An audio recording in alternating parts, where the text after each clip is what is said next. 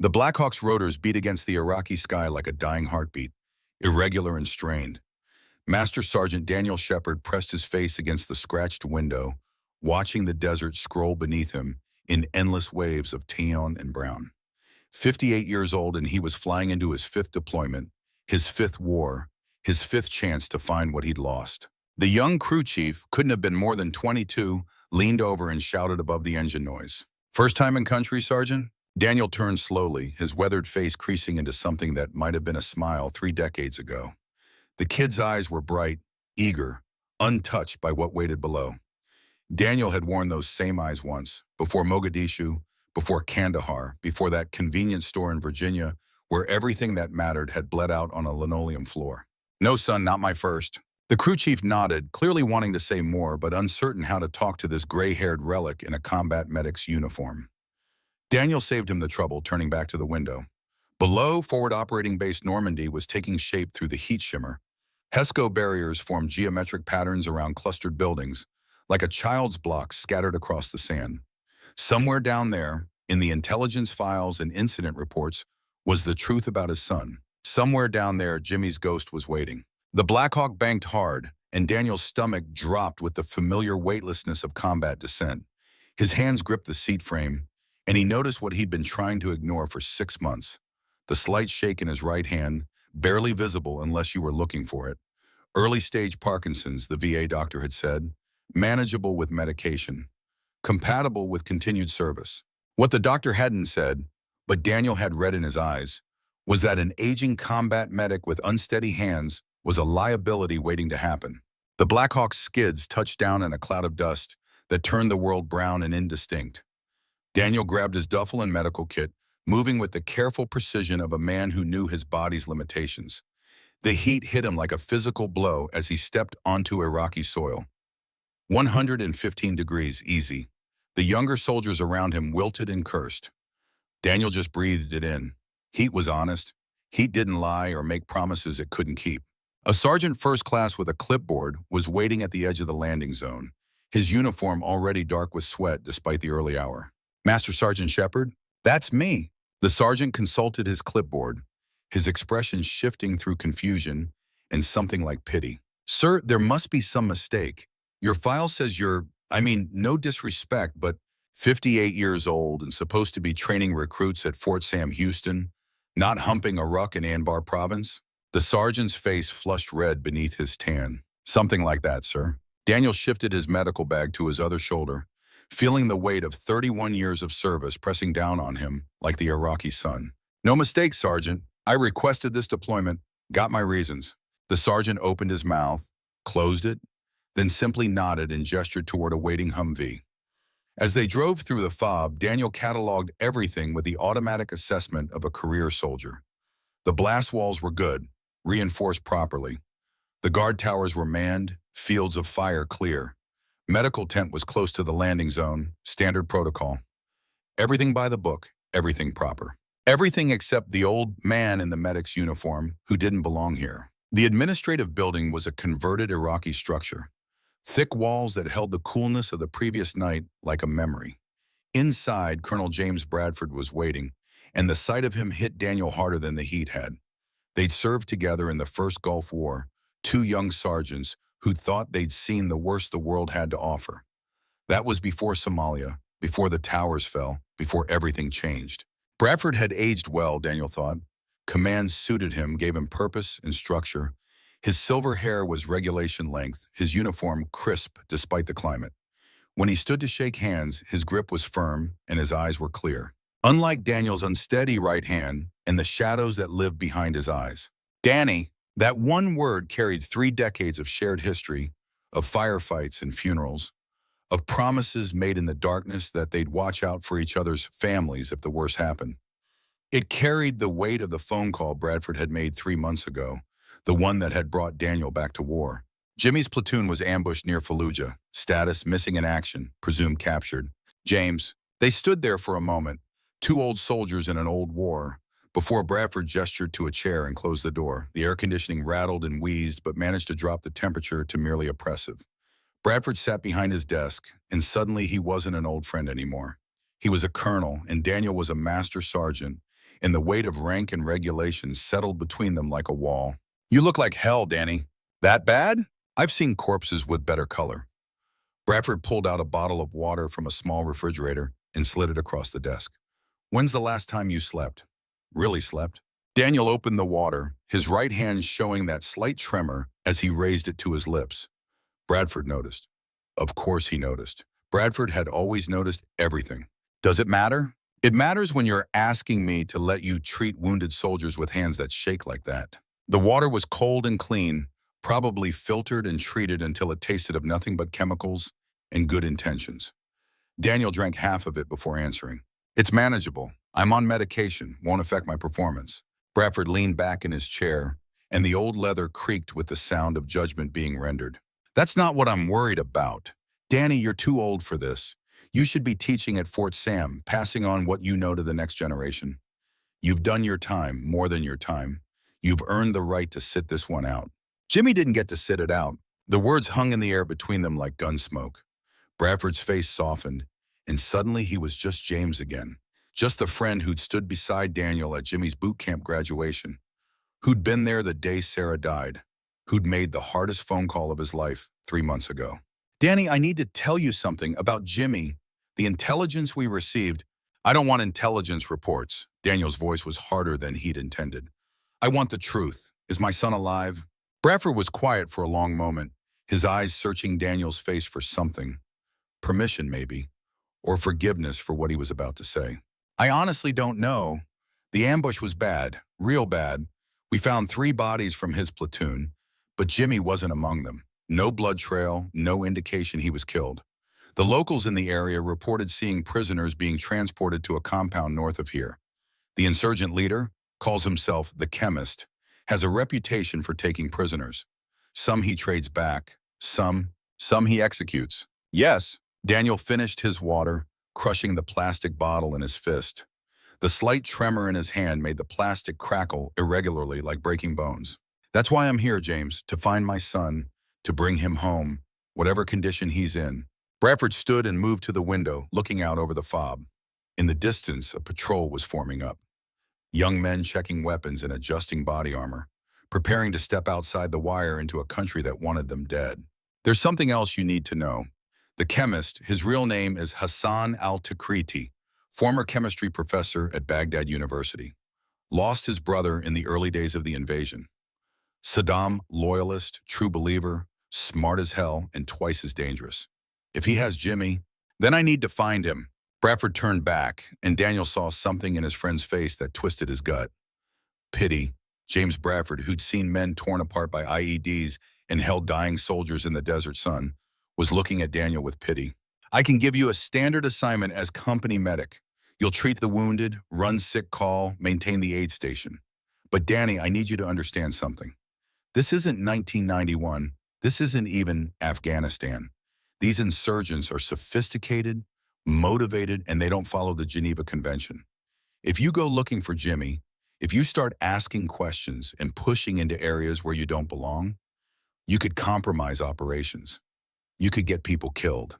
Daniel stood, shouldering his duffel with the ease of muscle memory, older than some of the soldiers outside. "I'm a medic, James. I save lives. That's all I'm here to do." It wasn't quite a lie. It wasn't quite the truth either. Bradford walked him to the door, and at the threshold, he gripped Daniel's shoulder with the familiarity of shared foxholes and midnight watches. "The commander's briefing is at 1800 hours. Captain Morrison runs a tight ship. Good officer, bit young, bit by the book, but he knows his business. You'll be assigned to his company." "Understood. And Danny, be careful. This place has a way of taking things from you. Don't let it take what's left." The transient tent was a sagging canvas structure that smelled of dust, sweat, and the peculiar odor of too many men living in too small a space. Daniel found an unclaimed cot in the corner, as far from the entrance as possible. Old habit, always sleep where you have the most warning if someone comes through the door. He unpacked with the methodical precision of a career soldier. Uniforms hung just so. Medical supplies organized by category and priority. Personal effects limited to the essential. At the bottom of his duffel, wrapped in a t-shirt that still smelled faintly of home, was a small leather journal. Daniel sat on the cot and opened it carefully, as if the pages might crumble at his touch. Sarah's handwriting covered the first page. The ink faded but still legible after 13 years. My darling Danny, if you're reading this, then I'm gone and you're hurting and I need you to know that it wasn't your fault. You were at work. You were saving other people's lives. You couldn't have known. Please don't blame yourself. Please don't stop living. Please take care of our Jimmy. Tell him his mother loved him more than words can say. I love you. Always have. Always will. Sarah. He'd found the journal tucked into his duty bag the day after the funeral, along with a letter from his son that Sarah must have written for him. Dad, Mom says I should write you a letter for when I'm older, so here goes. I'm 12 now and you're deployed again and I miss you, but I understand. You save people. That's what you do. That's what I want to do too. When I grow up, I want to be like you. I want to help people. Mom says you're the best man she knows, and I believe her. Come home safe. Love, Jimmy. The paper was soft with handling, the creases deep from being folded and unfolded 1,000 times. Daniel traced his son's handwriting with one finger. Jimmy had written this letter 17 years ago. He'd grown up to be a Marine, just like his old man had been before switching to Army. He'd become exactly the kind of man Daniel had hoped he'd be. Strong, capable, committed. And now he was missing in a desert that ate men whole and spit out their bones. Daniel carefully closed the journal and tucked it under his pillow, then lay back on the cot. The canvas creaked beneath his weight. Outside, he could hear the sounds of the fob settling into its afternoon routine. Generators humming, soldiers calling to each other, the distant pop of small arms fire from the range, helicopter rotors in the distance. He closed his eyes, but sleep wouldn't come. It never did anymore, not without the pills, and he'd learned not to take those during the day. Instead, he let his mind drift back through the years, through the deployments and the firefights, and the endless stream of broken bodies he'd patched together. Some had lived, some hadn't. All of them had left their mark, adding to the weight he carried. But none of them weighed as much as the memory of Sarah, bleeding out on that convenience store floor, while a 15-year-old with a stolen gun ran out into the night. None of them weighed as much as the phone call 3 months ago that had shattered whatever fragile piece Daniel had managed to construct in the years since. Colonel Bradford for Master Sergeant Shepard. Sir, I have news about your son. The 1800 hours briefing was held in what had once been an Iraqi police station, now converted into the company command post. Daniel arrived early, as was his habit, and took a position against the back wall where he could see everything and everyone. The room filled slowly with soldiers, mostly young, mostly tired, all of them wearing the 1,000-yard stare that came from too many patrols and not enough certainty about who was enemy and who was friend. Captain Jack Morrison entered exactly at 18, and the room snapped to attention. He was younger than Daniel expected, maybe 35, with the lean build of a runner and the precise movements of a West Point graduate. Everything about him screamed regulation, from his perfectly bloused boots to his haircut. That probably required daily maintenance in this climate. At ease, take seats. Daniel remained standing. Old habits. Morrison's briefing was thorough and professional. Current threat assessment, upcoming operations, intelligence updates on insurgent activity. He spoke with the confidence of a man who'd studied war in classrooms and now found himself living it in reality. Not a bad officer, Daniel assessed, just inexperienced. Probably his first combat deployment, definitely his first time commanding men in actual contact. When the briefing ended and soldiers began filing out, Morrison's eyes found Daniel against the back wall. Master Sergeant Shepard. Sir, remain behind, please. The room emptied until it was just the two of them. Morrison closed the door and leaned against his desk, studying Daniel with the frank appraisal of a man trying to solve a problem. I received your file this morning. Makes for interesting reading. I imagine it does, sir. 31 years of service, 5 combat deployments across 3 different wars, expert field medical badge, combat medical badge with 2 oak leaf clusters, Silver Star, Bronze Star with value device, Purple Heart with 2 oak leaf clusters. Morrison paused. Distinguished Marksmanship Badge, President's 100 Tab from 1987, Army Marksmanship Unit. There it was, the question that always came once people dug deep enough into his record. That was a long time ago, sir. Why'd you leave the Marksmanship Unit? You were being groomed for the Olympics, according to your file. Turned down the trials to go to medical school. Why? Daniel had answered this question a dozen times over the years, and he'd learned that the truth was never as satisfying as people wanted it to be. I got tired of shooting at paper, sir. Wanted to do something that mattered. Morrison's eyes narrowed slightly. And shooting didn't matter? Not the way saving lives does. The captain nodded slowly, but Daniel could see he wasn't entirely convinced. Smart officer. Good instincts. Your assignment is to serve as company senior medic. You'll oversee aid station operations, accompany patrols as needed, provide medical support across all company operations, standard combat medic duties. Are we clear? Crystal, sir. One more thing. Morrison moved to his desk and pulled out a folder. Your son, Corporal James Shepard, United States Marine Corps, listed as MIA after an ambush near Fallujah 3 months ago. Intelligence suggests he may have been taken prisoner by insurgent forces operating in this area. Daniel's jaw tightened, but he kept his voice level. Yes, sir. I want you to understand something, Master Sergeant. I'm sorry about your son, truly I am. But I cannot have you conducting unauthorized operations or compromising this company's mission because of personal involvement. If you receive any intelligence regarding your son, you will report it through proper channels. You will not take independent action. Am I understood? Every instinct Daniel had was screaming at him to tell this young captain exactly where he could shove his proper channels. But 31 years of service had taught him when to speak and when to swallow pride. Understood, sir. Morrison held his gaze for a long moment, then nodded. Dismissed. Report to Staff Sergeant Chen, the platoon sergeant, tomorrow at 0600. He'll brief you on current operations and show you the aid station. Daniel saluted and turned to go, but Morrison's voice stopped him at the door. Master Sergeant, I read the rest of your file, the parts about your wife, about the conviction you made as a civilian witness that put her killer away for life, about your decision to re-enlist after her death. He paused. I understand wanting to find your son. I do. But this isn't Virginia, and these insurgents aren't scared teenagers with stolen guns. They're trained fighters who will use your emotions against you. Don't give them that weapon. Daniel looked back at the young captain, seeing in him something of what Jimmy might have become if he'd chosen the Army instead of the Marines. Confident, capable, committed to his men. I'm a medic, sir. My job is to keep soldiers alive. That's the only weapon I need. He left before Morrison could respond. The aid station was a sandbag tent with a red cross painted on canvases that had faded to pink in the relentless sun.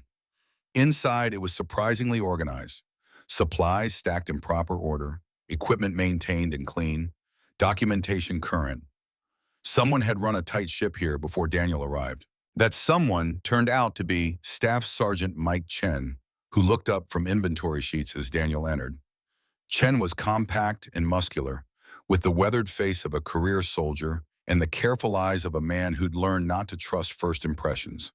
He set down his clipboard and offered a hand that was calloused and strong.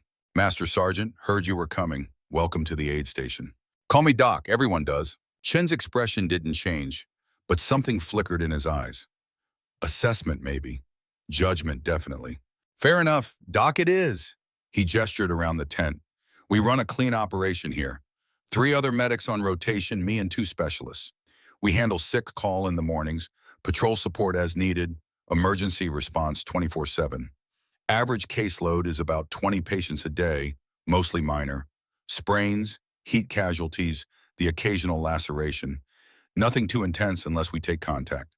Daniel walked slowly through the aid station, automatically cataloging supplies and equipment with the eyes of someone who'd set up field hospitals in a dozen different countries. Everything was by the book, which meant it was adequate but not optimal.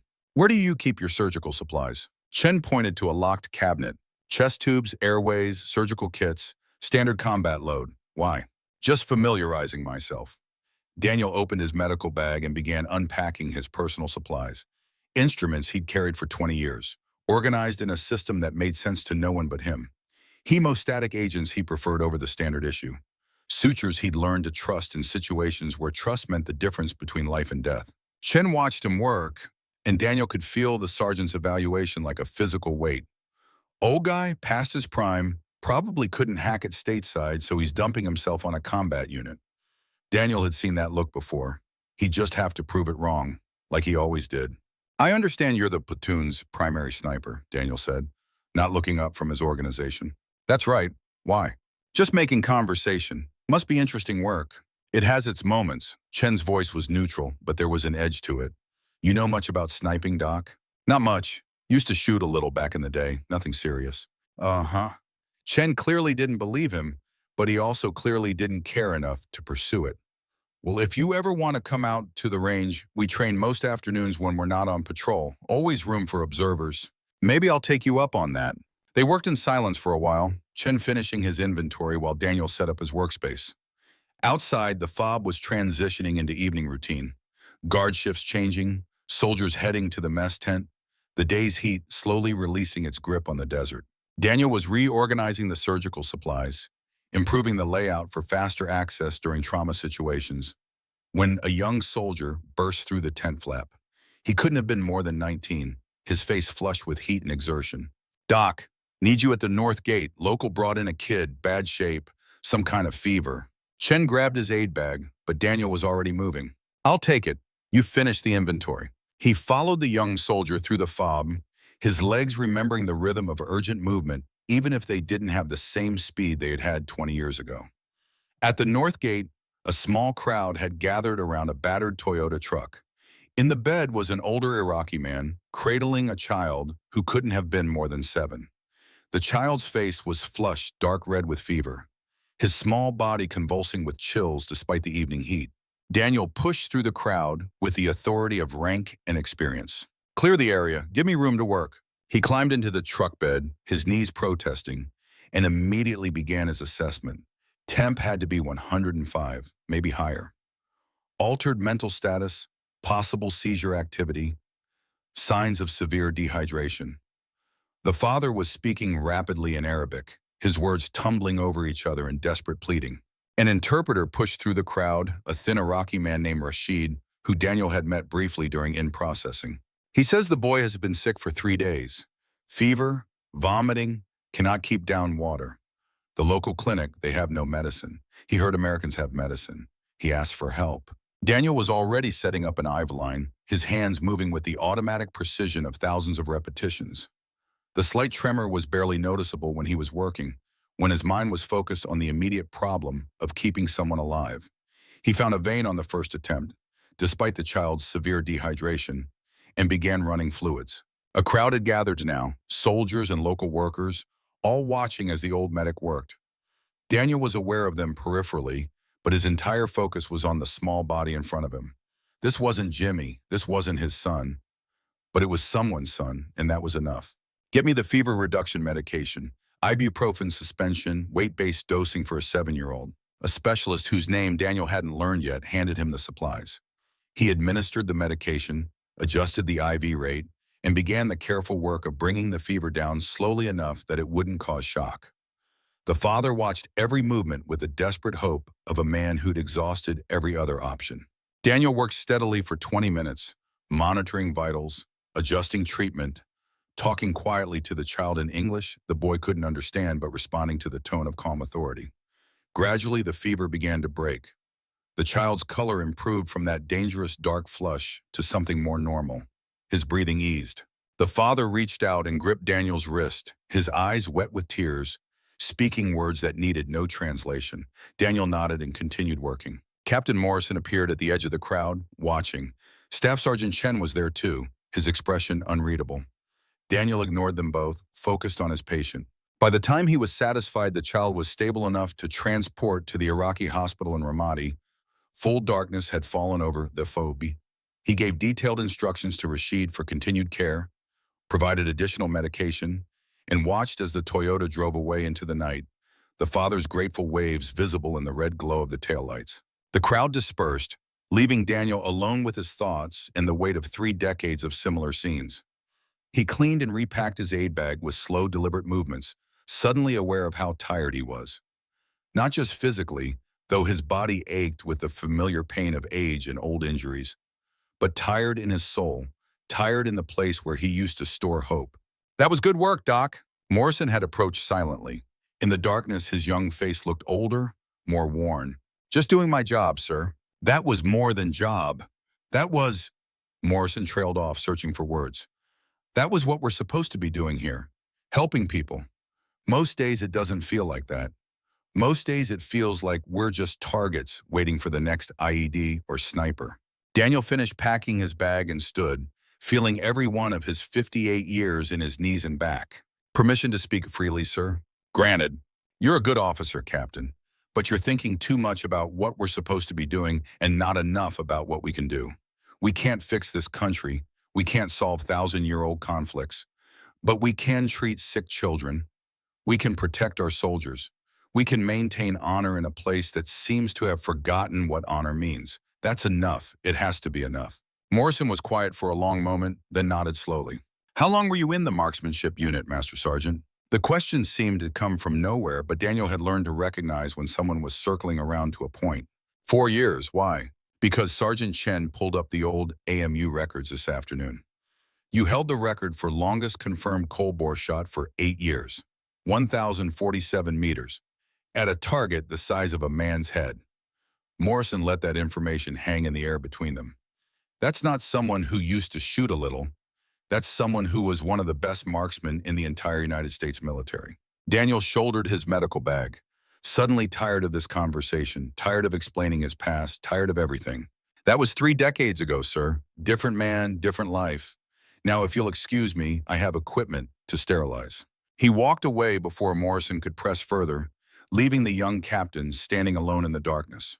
The aid station was quiet when Daniel returned. Chen had finished inventory and departed, leaving only the night medic on duty in the corner. Daniel worked methodically, cleaning his instruments, restocking supplies, preparing for tomorrow's sick call. Muscle memory carried him through the routine while his mind drifted. He thought about Sarah, about the promise he'd made to her as she died in his arms. Take care of Jimmy, keep him safe. Make sure he knows he was loved. He thought about that promise, and he thought about the phone call from Bradford. Missing in action, presumed captured. He thought about all the ways he'd failed, all the times he hadn't been there when it mattered. Working when Sarah had been shot, deployed when Jimmy had graduated high school. Always somewhere else, always trying to save someone else's family while his own slipped through his fingers. Not this time. This time he would find his son, whatever it took. This time he wouldn't fail. He was finishing the last of the cleaning when he noticed Chen's rifle case leaning against the back wall of the tent.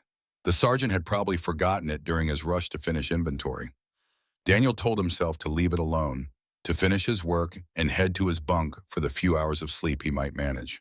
But his feet carried him across the tent anyway. His hands opened the case before his conscious mind had decided to do it. The rifle was an M24, the standard Army sniper weapon system. Not as sophisticated as what the marksmanship unit had used in his day, but solid and reliable. Daniel lifted it carefully, feeling the familiar weight, the balance that his muscles remembered even if his conscious mind had tried to forget. He shouldered the weapon, his body automatically adjusting to the proper position. Even now, even after 3 decades, his hands knew exactly where to place themselves. His cheek found the stock at precisely the right angle.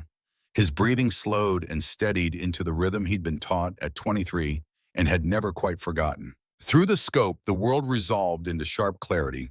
He panned across the phobie, not aiming at anything, just remembering how it felt.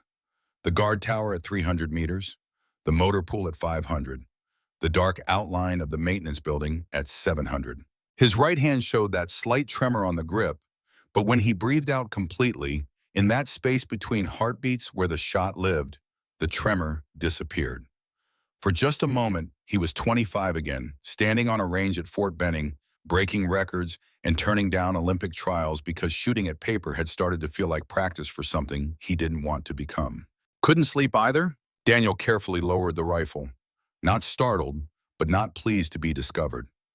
Chen stood in the entrance to the tent, his expression somewhere between curious and knowing. Forgot your rifle, Daniel said, placing the weapon back in its case. Yeah, thought I might. Chen walked over and stood beside Daniel, both of them looking at the rifle case. Looks like you remember how to hold it at least. Like riding a bike. That's what they say. Chen was quiet for a moment.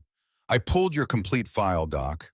Not just the summary Morrison showed you, the classified parts, the parts about why you left the marksmanship unit. Daniel's jaw tightened. That file is supposed to be sealed. It is, but I know people who know people, and I wanted to understand who I was working with. Chen's voice was matter-of-fact, not apologetic. Your wife was killed in a robbery. You testified at the trial. You were there when they handed down life without parole.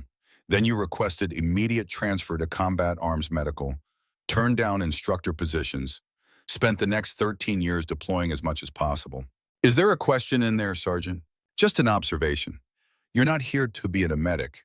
You're here to hunt. I recognize it because I do the same thing every time I pick up that rifle. The difference is I'm allowed to hunt. You're supposed to heal. Daniel turned to face Chen fully, and for the first time since arriving at FOB Normandy, he let some of the steel underneath the old medic's exterior show through. I heal people, Sergeant.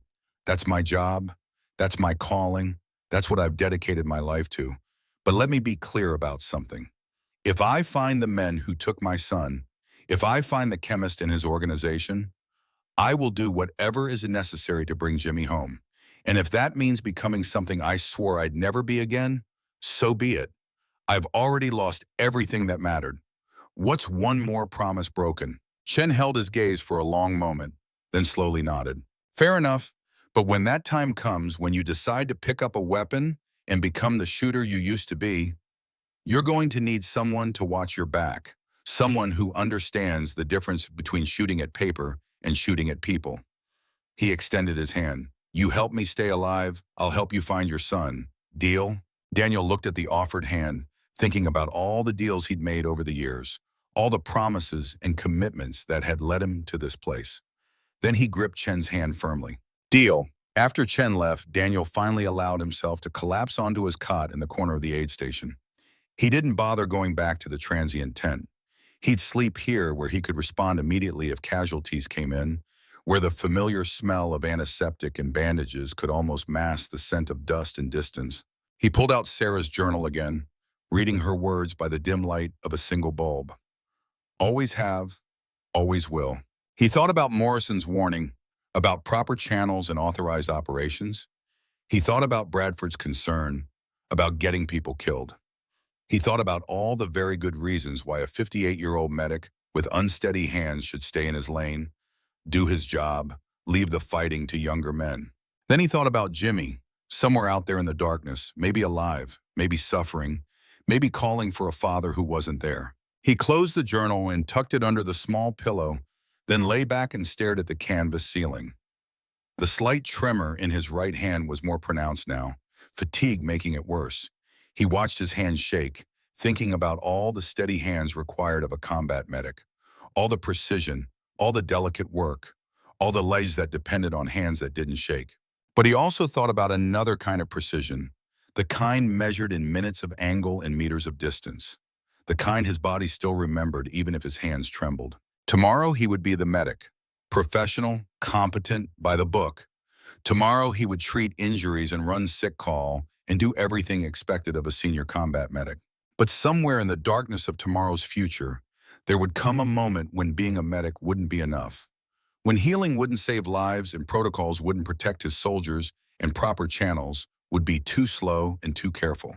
And when that moment came, Master Sergeant Daniel Shepard would have to remember how to be the man he'd buried with his wife 13 years ago. The man who could place a bullet exactly where it needed to go every single time at distances that seemed impossible. He closed his eyes, listening to the distant sounds of the FOB. Generators humming their mechanical lullaby. Guards calling out challenges and responses. Somewhere far off, the pop of small arms fire that might have been training or might have been something else. And beneath it all, carried on the desert wind, the ghost of a question that had haunted him for 3 months. Where are you, Jimmy? Where are you, son? Outside, under the same desert stars, the chemist was asking his prisoner a very different question. But that was a story for another night, another chapter in the long book of fathers and sons and the terrible prices they pay for love.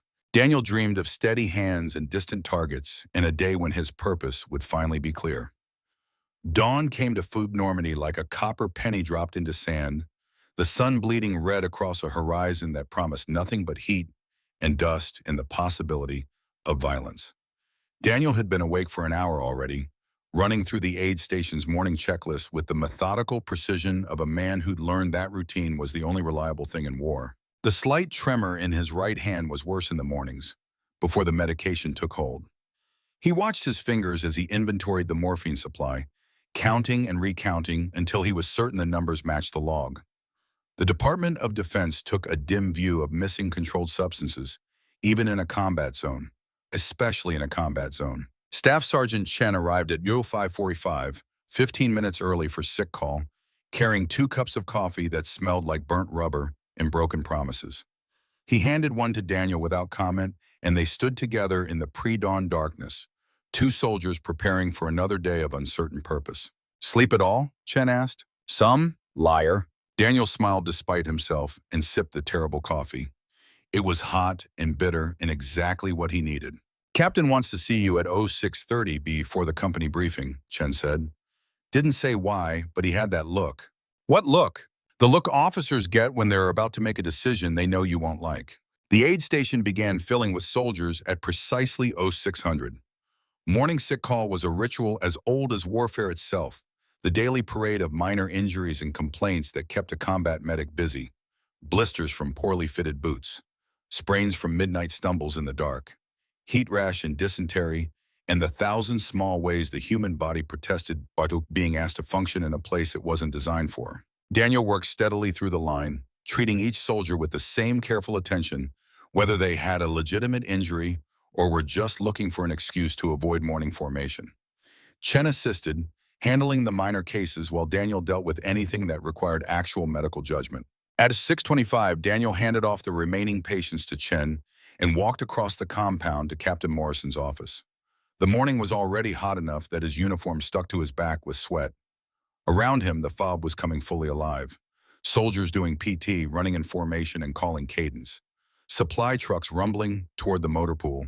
The smell of breakfast drifting from the mess tent, powdered eggs, and bacon that had traveled 6,000 miles to end up on a paper plate in the Iraqi desert. Morrison was waiting with a map spread across his desk, colored pins marking positions that meant something to someone. He looked up as Daniel entered, and Chen had been right. That was definitely the look of a man about to deliver bad news. "Master Sergeant, close the door." Daniel did, then stood at parade rest waiting. Morrison studied him for a long moment, then gestured to a chair. "Sit, this isn't that kind of conversation." Daniel sat, suddenly more concerned than he'd been a moment before. Officers who wanted you to sit were officers who had information that might make you fall down. "I received an intelligence brief this morning about your son." Morrison paused, choosing his words carefully. "The source is credible, but the information is 3 weeks old. Take it for what it's worth." Daniel's throat tightened, but he kept his voice steady. "Go on." A local informant reported seeing Western prisoners being held at a compound approximately 40 clicks north of here. The compound is controlled by Hassan al-Tikriti, the man they call the Chemist. According to the informant, one of the prisoners was identified as a United States Marine. Morrison looked down at his notes. "Description matches your son, or at least matches him as of 3 months ago." The world seemed to tilt slightly, the walls of the small office pressing in. Daniel forced himself to breathe, to think like a soldier instead of a father. How reliable is this informant? He's provided accurate intelligence on weapons caches and insurgent movements in the past. But he's also motivated by money, which means his information needs to be verified before we can act on it. Morrison leaned forward. "I'm telling you this because Colonel Bradford asked me to.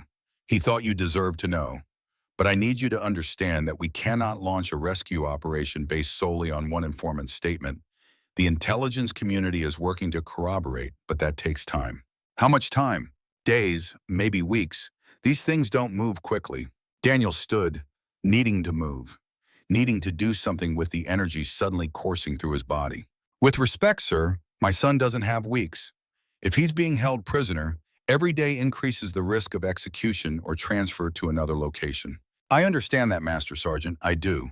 But I have 42 men in this company, and I cannot risk their lives on unconfirmed intelligence." Morrison's voice softened slightly. "I'm sorry, I know that's not what you want to hear."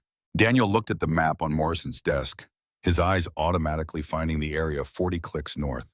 It was marked in red, designated as hostile territory with active insurgent presence.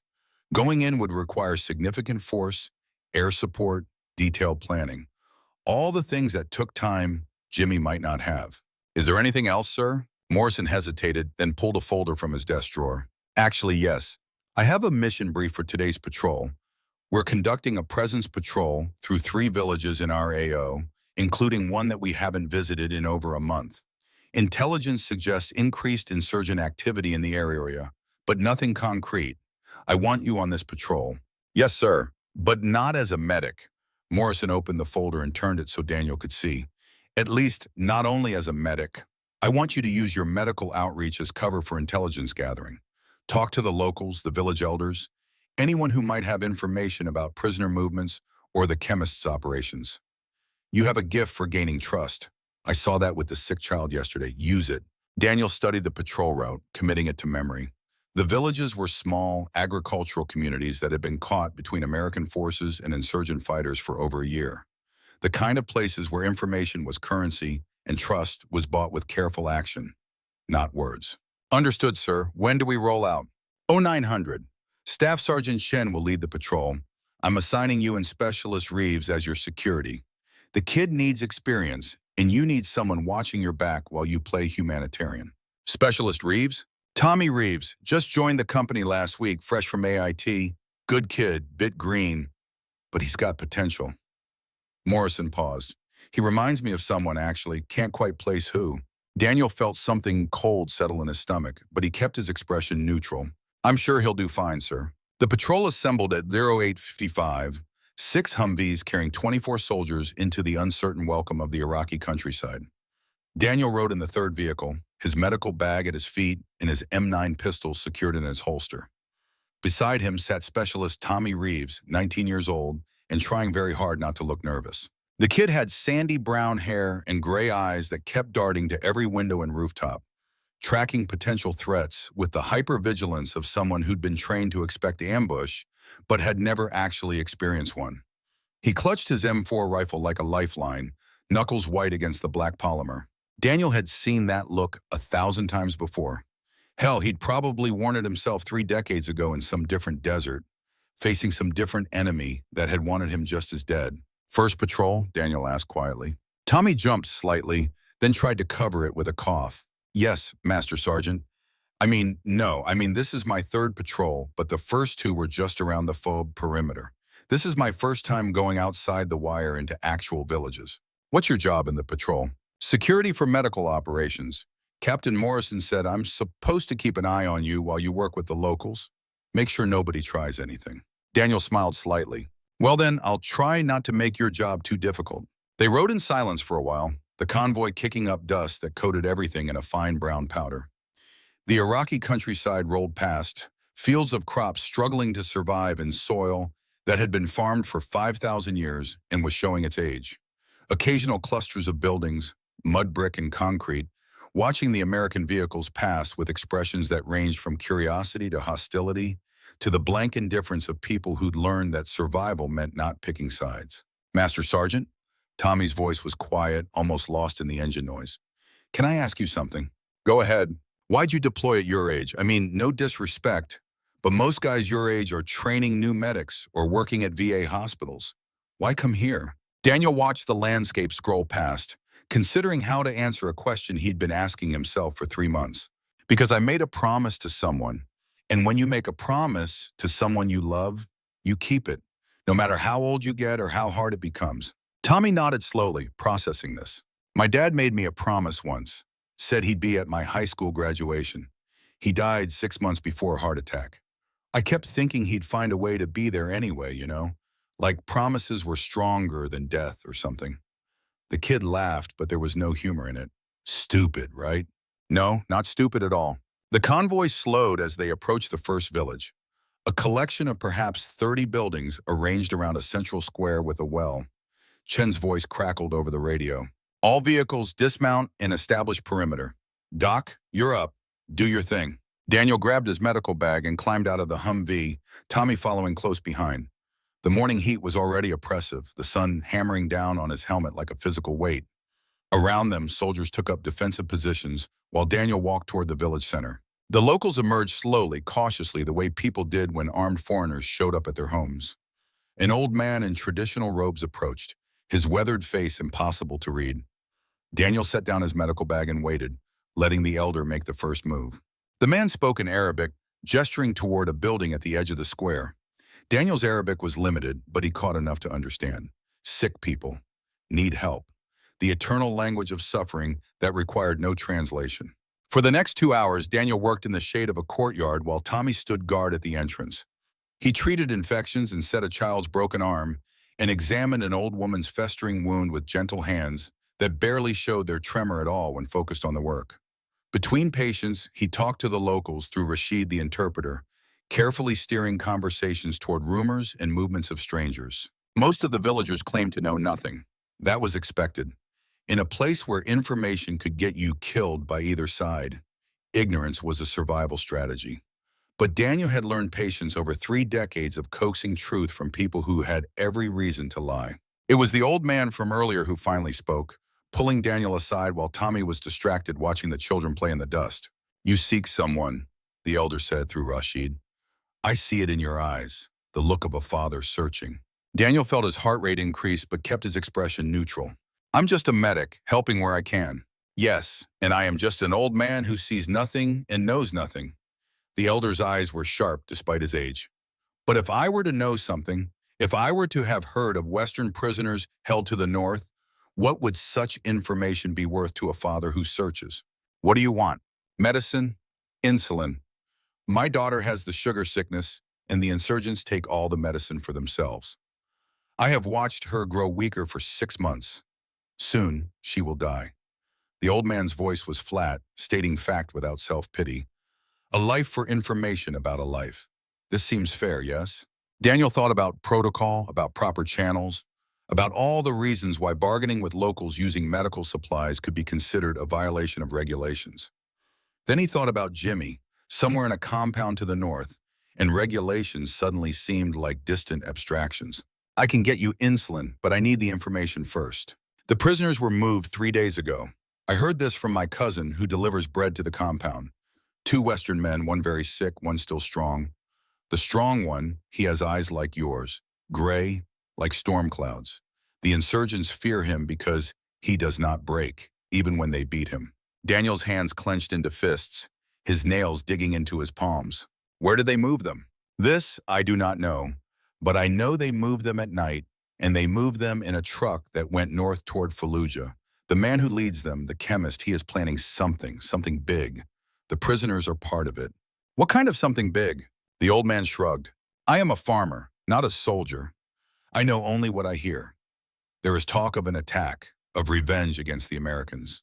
The chemist, he lost his brother in the fighting. Now he wishes to make others feel his pain." Daniel pulled out his personal medical kit and retrieved 2 months' worth of insulin that he'd been carrying for emergencies. He handed it to the elder. "Keep your daughter alive. If you hear anything else, anything at all about the prisoners or this attack, you tell Rashid. He'll get word to me." The old man tucked the insulin into his robes and gripped Daniel's wrist with surprising strength. "Your son, if that is who you seek, he is brave. This much I know. The chemist respects bravery, even in his enemies. There is hope, American doctor. Not much, but some." The rest of the patrol passed without incident. 2 more villages where Daniel treated patients and gathered fragments of information that might mean everything or nothing. By the time they returned to FO Normandy at 1600 hours, Daniel had treated 32 patients and learned that the chemist was planning something significant, that prisoners had been moved north, and that time was running out faster than anyone had thought. Captain Morrison listened to his report in silence, making notes, his young face creased with concentration. "This corroborates what intelligence has been hearing. There's chatter about a major operation planned against coalition forces. We just don't know where or when." Morrison looked up from his notes. "The insulin you gave that elder, that was from your personal supply?" "Yes, sir." "Good, because if it had been from official stores, I'd have to write you up for unauthorized distribution of medical supplies." Morrison almost smiled. "As it is, I'm just going to pretend I didn't hear about it, and thank you for the intelligence." "Understood, sir." "Dismissed. Get some rest. We have another patrol tomorrow, deeper into the AO." Daniel returned to the aid station to find Chen waiting for him, along with someone he didn't recognize. A civilian by the look of his clothes, though the way he carried himself screamed military training. The man was in his mid-60s, lean and weathered, with eyes that had seen things they couldn't forget. "Master Sergeant Shepard, this is Ibrahim al-Rashid," Chen said. "He's a local who's been helping us with intelligence gathering. He asked specifically to speak with you." Ibrahim extended his hand, and Daniel shook it, feeling the strength in the old man's grip. "You are the father seeking his son," Ibrahim said in accented but clear English. "I have heard of you, the doctor who treats all, who does not ask which side they fight for before giving medicine." Word travels fast. In this country, information is more valuable than oil. I hear many things. Ibrahim gestured toward the back of the aid station, away from the door. "May we speak privately?" Daniel led him to the supply area and waited. Ibrahim studied him for a long moment before speaking. "I was a colonel in Saddam's army, Republican Guard before the Americans came. I fought in the First War, in Kuwait. I killed many men." He paused. "I tell you this so you understand that I know what it means to be a soldier, and I know what it means to be a father. These things are sometimes the same, yes?" "Yes." "The man you seek, your son, I know where he was held. I know the chemist. Hassan and we studied at the same university many years ago. We were friends before the wars made us into different men." Ibrahim's eyes grew distant. "He is not evil, Hassan. He is broken. His brother was a teacher, killed by American bombs. An accident, your military said. An unfortunate tragedy. But to Hassan, it was murder. So now he seeks his own form of justice." "You're defending him?" "No, I am explaining him. There is a difference." Ibrahim pulled a folded paper from his pocket. "This is a map. It shows the compound where your son was held before they moved him. It also shows the route I believe they took when they transferred the prisoners. I have spoken with people who saw the truck, who heard the guards talking." Daniel took the map, his hands showing their slight tremor as he unfolded it. The compound was marked clearly, along with a route heading north that matched what the village elder had told him. "Why are you helping me?" "Because Hassan killed my nephew last month, a boy of 17 who wanted nothing to do with this war. He was caught in a market when Hassan's men set off a bomb targeting American soldiers. 12 civilians died. My nephew was one." Ibrahim's voice was steady, but pain lived in every word. "I want Hassan stopped. I want justice for my nephew. And if helping you find your son also stops Hassan from killing more innocents, then we both get what we seek. What do you want in exchange?" "Nothing. Or rather, I want what you want. Peace. An end to this cycle of fathers burying sons and sons becoming the next generation of killers. If we do not break this cycle, it will never end." Daniel studied the map, memorizing the details. The compound was in a remote area, difficult to access without being spotted. Military assault would require significant planning and approval from higher command. But a small team, moving carefully, under cover of darkness. "Master Sergeant," Ibrahim's voice was quiet but firm, "what you are thinking, it is suicide. The compound is heavily guarded. Even if you reached it, even if you found your son, you would never make it out alive. Then I die trying. At least I die doing something instead of sitting here waiting for intelligence reports and proper channels." Ibrahim nodded slowly, unsurprised. "This is what I expected you would say. This is why I brought you something else." He pulled out a cell phone, old and battered. "This is my nephew's phone. Hassan's men do not know I have it. It has numbers, text messages, information about operations and safe houses. I give it to you. Use it as you will, but use it wisely. Information is a weapon that can kill both ways." Daniel took the phone, feeling the weight of it, the potential it represented. "Why not give this to military intelligence?" "Because military intelligence will take months to analyze it, to verify it, to build cases for prosecution. Your son does not have months. Maybe he does not have weeks. So I give it to you, soldier to soldier, father to father." Ibrahim placed his hand on Daniel's shoulder. "Find your son. Stop Hassan. Break the cycle. These are not small things to ask, but I see in your eyes that you are not a small man." After Ibrahim left, Daniel sat alone in the aid station with the phone and the map spread before him. Outside, the fob was settling into evening routine, the sounds of soldiers heading to chow, of guard shifts changing, of another day in the war winding down into the uncertain peace of night. Chen appeared in the doorway, leaning against the frame. "You're going to do something stupid, aren't you?" "Probably." "Good. Stupid is what I signed up for." Chen walked over and looked at the map. "When?" "I don't know yet. I need to figure out where they moved the prisoners, and I need to do it without getting the whole company killed trying to rescue one old man's son." "Two men's sons," Chen corrected.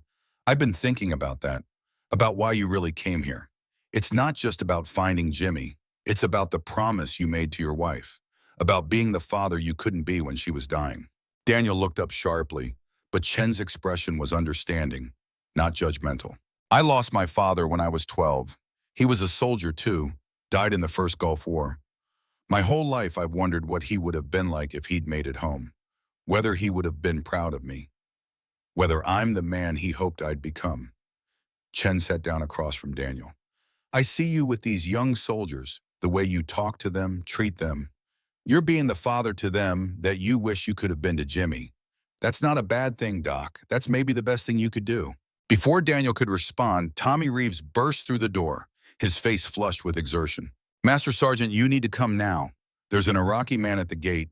Says he's looking for the doctor who treated the sick boy yesterday. Says he has information about prisoners. Daniel was moving before Tommy finished speaking, Chen right behind him. They reached the north gate to find a middle-aged Iraqi man arguing with the guards, gesturing frantically. Rashid was translating, trying to calm the situation. When the man saw Daniel, he rushed forward, grabbing his arm and speaking rapidly in Arabic. Rashid translated, his voice urgent. He says he is the father of the boy you treated. The boy's fever broke, he is recovering. The man is grateful. He says he has a cousin who works at a compound north of here, the one controlled by the Chemist. The cousin says there are 2 American prisoners there, and they are planning to move them tomorrow night. After that, they will be taken far away or killed. He does not know which. Tomorrow night, Daniel repeated, his mind racing through possibilities and impossibilities. He says more. The Chemist is planning an attack on this base. A big attack, using chemical weapons. The prisoners are being used as leverage to draw out rescue attempts that will weaken the base defenses. Rashid's face was pale. He says the attack is planned for 2 days from now, at dawn. Daniel felt the world shift beneath him. This wasn't just about Jimmy anymore. This was about 400 soldiers who would be dead if he didn't act. Get Captain Morrison now. The emergency briefing was held in the command center, Morrison and Bradford present, along with the senior NCOs. Daniel laid out everything he'd learned. The informant network, Ibrahim's phone, the map, and now this latest intelligence about the planned attack. Morrison studied the information with the intensity of a chess player 3 moves from checkmate. If this is accurate, we're looking at a coordinated assault designed to overwhelm our defenses while our attention is diverted by a potential rescue operation. Classic insurgent tactics. He looked at Bradford. Sir, we need to request immediate reinforcements and go to heightened security alert. Bradford nodded slowly, but his eyes were on Daniel. And the prisoners, what do you recommend we do about them? The room fell silent. Everyone knew what he was really asking. Do we risk soldiers' lives to save 2 men who might already be dead? Do we compromise base security for a rescue mission that could be a trap? We can't mount a full rescue operation without leaving the FOB vulnerable, Morrison said carefully.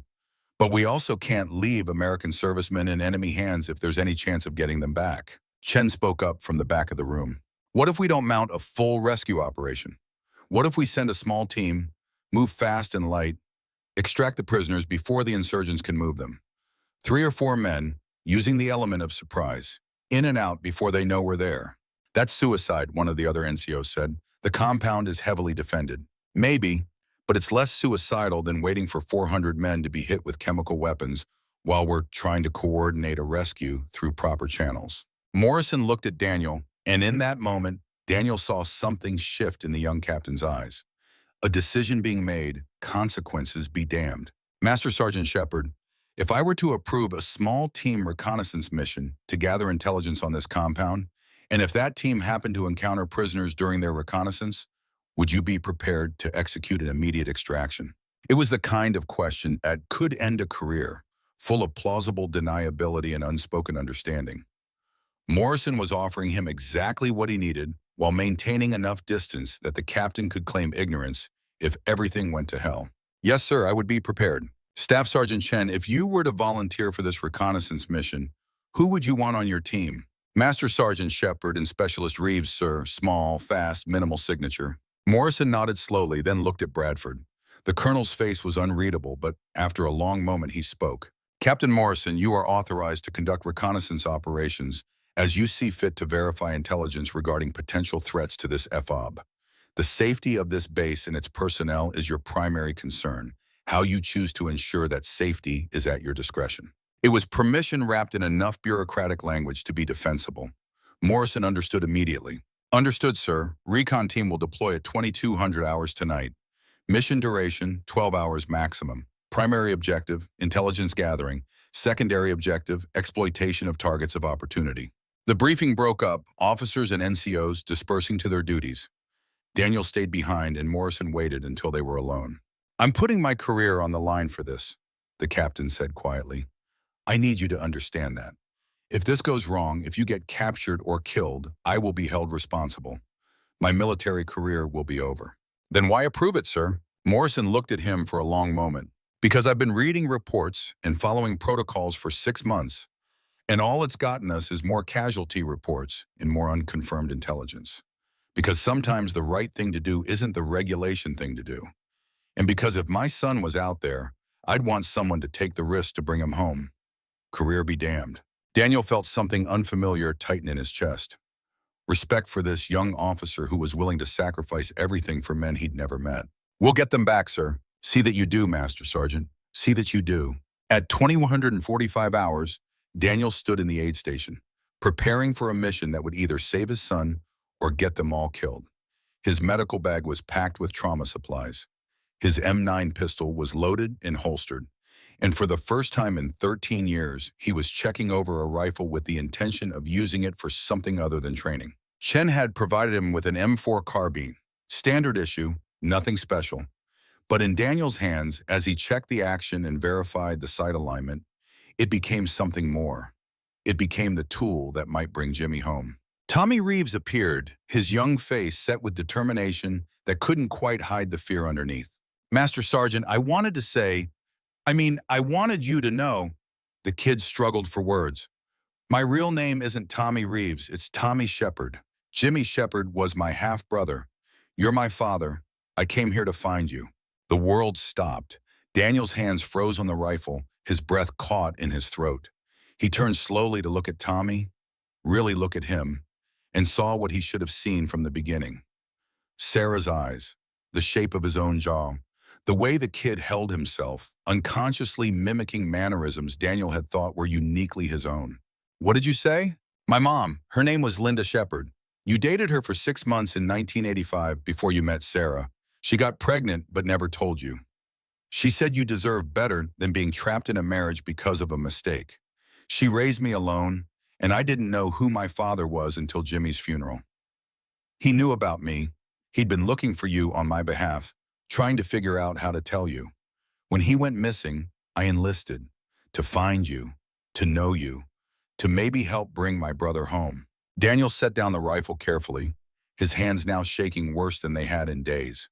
He crossed the distance between them and pulled Tommy into an embrace that was 34 years overdue. Son, he whispered, my son. They stood there for a long moment. 2 soldiers in a war zone.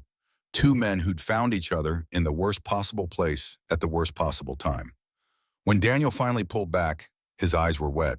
Why didn't you tell me sooner? Because I wanted you to care about me for who I am, not because we share blood, and because I was scared. Scared you wouldn't believe me or wouldn't want me or would think I was trying to replace Jimmy. You're not replacing anyone. You're my son. Both of you are my sons. And tonight we're going to bring Jimmy home. Together. Chen appeared in the doorway checking his watch. It's time, Doc. Vehicles are staged and ready. Daniel picked up his rifle and his medical bag, feeling the weight of both responsibilities settling onto his shoulders. Healer and warrior. Father and soldier. All the roles he tried to keep separate were converging into this single moment. Let's go get my boy. They moved out into the Iraqi night under a moonless sky that hid both their movements and their fears. 3 men in 2 vehicles carrying hope and weapons and the possibility of redemption. Behind them, FOB Normandy stood as a monument to all they were trying to protect. Ahead of them, somewhere in the darkness, Jimmy waited. The desert wind carried their exhaust into the emptiness, and somewhere in that same darkness, the chemist was preparing his own mission. 2 forces moving toward collision, fathers seeking revenge for sons lost, sons seeking fathers who'd been gone too long. Daniel checked his rifle one more time, muscle memory taking over where conscious thought became too heavy. He thought about Sarah's letter, about promises made and kept and broken. He thought about the slight tremor in his hands that disappeared when he focused on a target. He thought about the two sons he was fighting for now instead of one. And he thought about the moment that was coming, when being a medic wouldn't be enough, when healing would require harm, when the only way to save lives would be to take them. That moment was closer than he knew. Just 40 kilometers north, in a compound that smelled of chemicals and fear, Jimmy Shepherd was planning his own escape, not knowing that his father was coming for him at last. The convergence had begun, and before dawn broke over the desert, everyone involved would learn the terrible price of redemption and the even higher cost of love. The compound materialized from the darkness like a bad memory. Low concrete walls and corrugated metal roofs that had witnessed too much suffering to reflect moonlight anymore. Daniel lay prone on a ridge 800 meters out, watching through night vision that painted the world in shades of green and black. Beside him, Chen breathed slowly and steadily, the sniper's discipline of patience made flesh. Tommy was 20 meters to their left, covering their flank with the nervous energy of youth that hadn't yet learned that stillness was survival. They had driven through the night with headlights off, navigating by starlight and GPS coordinates that Ibrahim had provided. The vehicles were hidden 3 clicks back in a wadi that would provide cover from aerial observation. Now it was just the 3 of them and whatever fate waited in that compound. Chen counted guards through his scope, his voice barely a whisper. 4 visible on the perimeter, 2 at the main gate, 1 on the northwest corner, 1 patrolling the south wall, probably more inside the buildings. Daniel studied the layout, comparing it to the map Ibrahim had drawn. 3 structures, a main building that had once been a farmhouse, a smaller outbuilding that might have been storage, and what looked like a livestock shed that now served purposes no animal would recognize. Light showed in windows of the main building, but the other structures were dark. The prisoners would be in the main building, Daniel said. Hassan would want them close, where he can control them. Or they're in the shed where we can't see them, and the lights in the house are a decoy. Chen lowered his rifle slightly. This is a trap, Doc. Every instinct I have is screaming trap. Probably is. Question is whether we spring it or walk away. That's not a question. You're going in regardless of what I say. Daniel smiled grimly in the darkness. Just wanted to give you the illusion of choice. They watched for another 20 minutes, cataloging patterns and timing. The guard rotation was sloppy, undisciplined. These weren't professional soldiers, just insurgents with rifles who thought firepower compensated for training. That would work in their favor if luck held and God was paying attention. Tommy crawled over to join them, his approach quieter than it should have been for someone so inexperienced. The kid was a natural, Daniel realized. Good instincts, good movement. Jimmy would have been proud of his brother. I can get to that shed without being seen, Tommy whispered.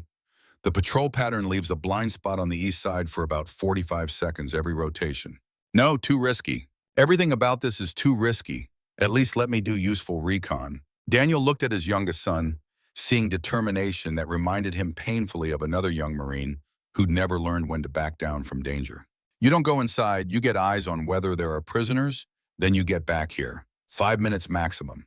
I can do it in 3. Chen checked his watch. Next gap in patrol is in 2 minutes. I'll cover from here. Doc, you move to that ridge line at 10 o'clock, gives you angle on the south wall. Anything goes wrong, we light them up and extract hard and fast. Daniel moved into position, his old knees protesting the low crawl across rocks that seemed designed to find every pressure point. His M4 was a familiar weight in his hands now. Muscle memory from decades past overriding the years of deliberate forgetting. The tremor in his right hand was gone, steadied by adrenaline and purpose. Through his scope, he watched Tommy ghost across the open ground, using shadows and terrain with an economy of movement that spoke to natural talent. The kid reached the shed, pressed himself against the wall, and edged toward a broken window. 40 seconds gone. 45. 50. Come on, son, Daniel breathed. Don't be a hero. Tommy's head appeared in his scope, the kid moving back across the open ground with the patrol guard now only 20 meters away and closing. The guard lit a cigarette, the flare of the match bright in the night vision, and for a moment Daniel's finger moved to the trigger, calculating the shot, the angle, the consequences. Then Tommy was back in cover and the guard continued his patrol, oblivious to how close he'd come to being the first casualty of the night. 2 men in the shed, Tommy reported, breathing hard. Both Western, both alive. One's in bad shape. Looks like he's been beaten. The other one, he paused. The other one looked right at me through that window. Gray eyes, just like yours, Doc. Daniel's heart hammered against his ribs. Jimmy. His son was 50 meters away, alive, breathing, waiting. We need to reassess, Chen said. If there are only 2 guards visible now and we counted 4 before, where are the other 2? The answer came in the form of headlights cutting through the darkness. A vehicle approaching from the north. A pickup truck, technical style, with what looked like a heavy machine gun mounted in the bed. The truck pulled into the compound, and Daniel counted 6 men dismounting, all armed, all moving with purpose. Shift change, Chen muttered, or reinforcements. Either way, we just went from bad odds to worse odds. Daniel watched the new arrivals enter the main building, their animated conversation carrying across the distance even if the words didn't. Something was happening, something that had them agitated. Then Hassan himself emerged, and even at this distance, even through night vision, Daniel recognized him from the intelligence photos. Thin, intense, moving with the careful precision of a chemistry professor who'd learned that mistakes in his new profession were measured in lives instead of grades. Hassan spoke to his men, gesturing toward the shed, toward the vehicles, toward the road north. One of the men ran back to the truck and retrieved what looked like a radio or phone. Hassan took it, spoke briefly, then his body language changed, became more animated, more urgent. Something's happening, Chen said. They're moving up their timeline. Daniel's radio crackled softly, Bradford's voice barely audible. Actual to Recon 1, we have intercepted communications indicating immediate threat to Foe B. Recommend abort mission and return to base. Chen responded before Daniel could. Recon 1 to actual, we have eyes on target individuals. Request permission to proceed with extraction. Static, then Bradford's voice again, heavier now. Permission denied. Chemical attack is imminent. All personnel are needed for base defense. Return immediately. Daniel keyed his radio. Actual, this is Shepard. My son is 50 meters from my position. I am not leaving without him. Long silence. Then Bradford, not as a colonel but as a friend who'd made hard choices before and would make them again. Danny, if you do this, you're on your own. I cannot send backup. I cannot support you officially. If you're captured or killed, I cannot acknowledge this mission existed. Understood, sir. Shepard out. He killed the radio and looked at Chen and Tommy. You two head back. Get to the fob. Help with the defense. This is my fight, not yours. Like hell, Chen said. We came together. We leave together. That's an order, Sergeant. Then I guess I'm disobeying it. Chen settled back into position behind his rifle. Besides, you'll need someone to cover your 6 while you do the hero thing. Tommy chambered around in his M4, the sound sharp in the night air. I just found my father. I'm not losing him and my brother in the same night. Daniel wanted to argue, wanted to order them back to safety, wanted to be anything other than the man who led his own sons into a firefight. But time was collapsing around them like a burning building, and choices were luxuries they couldn't afford. Okay, here's how we do this. The plan was simple because simple was all they had time for.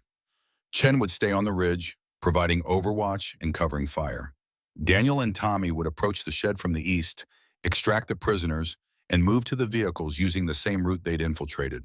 Fast, quiet, and if God was willing, without firing a shot. It was the kind of plan that looked good on paper and fell apart the moment it made contact with reality. They moved on Chen's mark, using the brief gap in the patrol rotation to sprint across open ground that felt like a mile, but measured maybe 60 meters. Daniel's lungs burned, his legs protested, and his medical bag bounced against his hip with every step. But his hands were steady, his mind clear, and for the first time in 13 years, he felt like the man he'd been before Sarah died. They reached the shed, pressed against the wall, breathing hard. Through the broken window, Daniel could see movement inside. 2 figures, one sitting against the wall, one pacing despite obvious pain. The pacer turned, and even in the darkness, even through 3 months of captivity, and God knew what kind of torture, Daniel recognized his son. Jimmy had Sarah's bone structure, Daniel's height, and a bearing that spoke of Marine Corps training, and a will that hadn't broken despite everything they'd done to him. His face was bruised, one eye swollen, and his hands were bound behind his back. But his eyes were alert, tracking movement outside, calculating angles and possibilities. Daniel tried the door, locked, but the lock was cheap Chinese manufacture that wouldn't hold against American determination. He braced himself and kicked, the door splintering inward with a crack that sounded like a gunshot in the quiet night.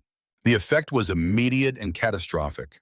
Shouts from the compound, lights coming on, the distinctive sound of rifles being chambered, and men moving to contact. Their window of stealth had just slammed shut. Daniel rushed inside, Tommy right behind him, pulling his knife to cut Jimmy's restraints. The Marine looked up at him, recognition dawning slowly, disbelief and hope warring in his expression. "Dad?" That one word, delivered in a voice Daniel hadn't heard in over a year, made every risk worthwhile. "Yeah, son, it's me. Let's get you home." The other prisoner was a Navy corpsman named Roberts, captured in the same ambush that had taken Jimmy. He was in worse shape, infected wounds and signs of systematic abuse that made Daniel's blood run cold. But he was conscious, he could move, and that would have to be enough. "Can you walk?" Daniel asked Roberts while cutting his bonds. "I can run if you're offering a ride out of here." Gunfire erupted outside, Chen's rifle making its distinctive crack as he engaged targets. Daniel heard the wet smack of bullets hitting flesh, the screams of men who'd learned too late that they were outmatched by an American sniper who'd been doing this since before they were born. "We need to move," Tommy said, checking the door. "They're organizing, maybe 30 seconds before they rush this position." Daniel grabbed his medical bag, pulled out 2 morphine auto-injectors, and handed one to Roberts. "For the pain. We're going to run, and it's going to hurt." Roberts jammed the needle into his thigh without hesitation. "Brother, everything already hurts. Let's go." They moved as a unit, Daniel on point, Tommy covering their 6, with Jimmy supporting Roberts despite his own injuries. The compound had dissolved into chaos, insurgents firing at shadows and each other, Chen's disciplined shots picking them off with mechanical efficiency. They made it 20 meters before the counterattack organized. 3 insurgents appeared around the corner of the main building,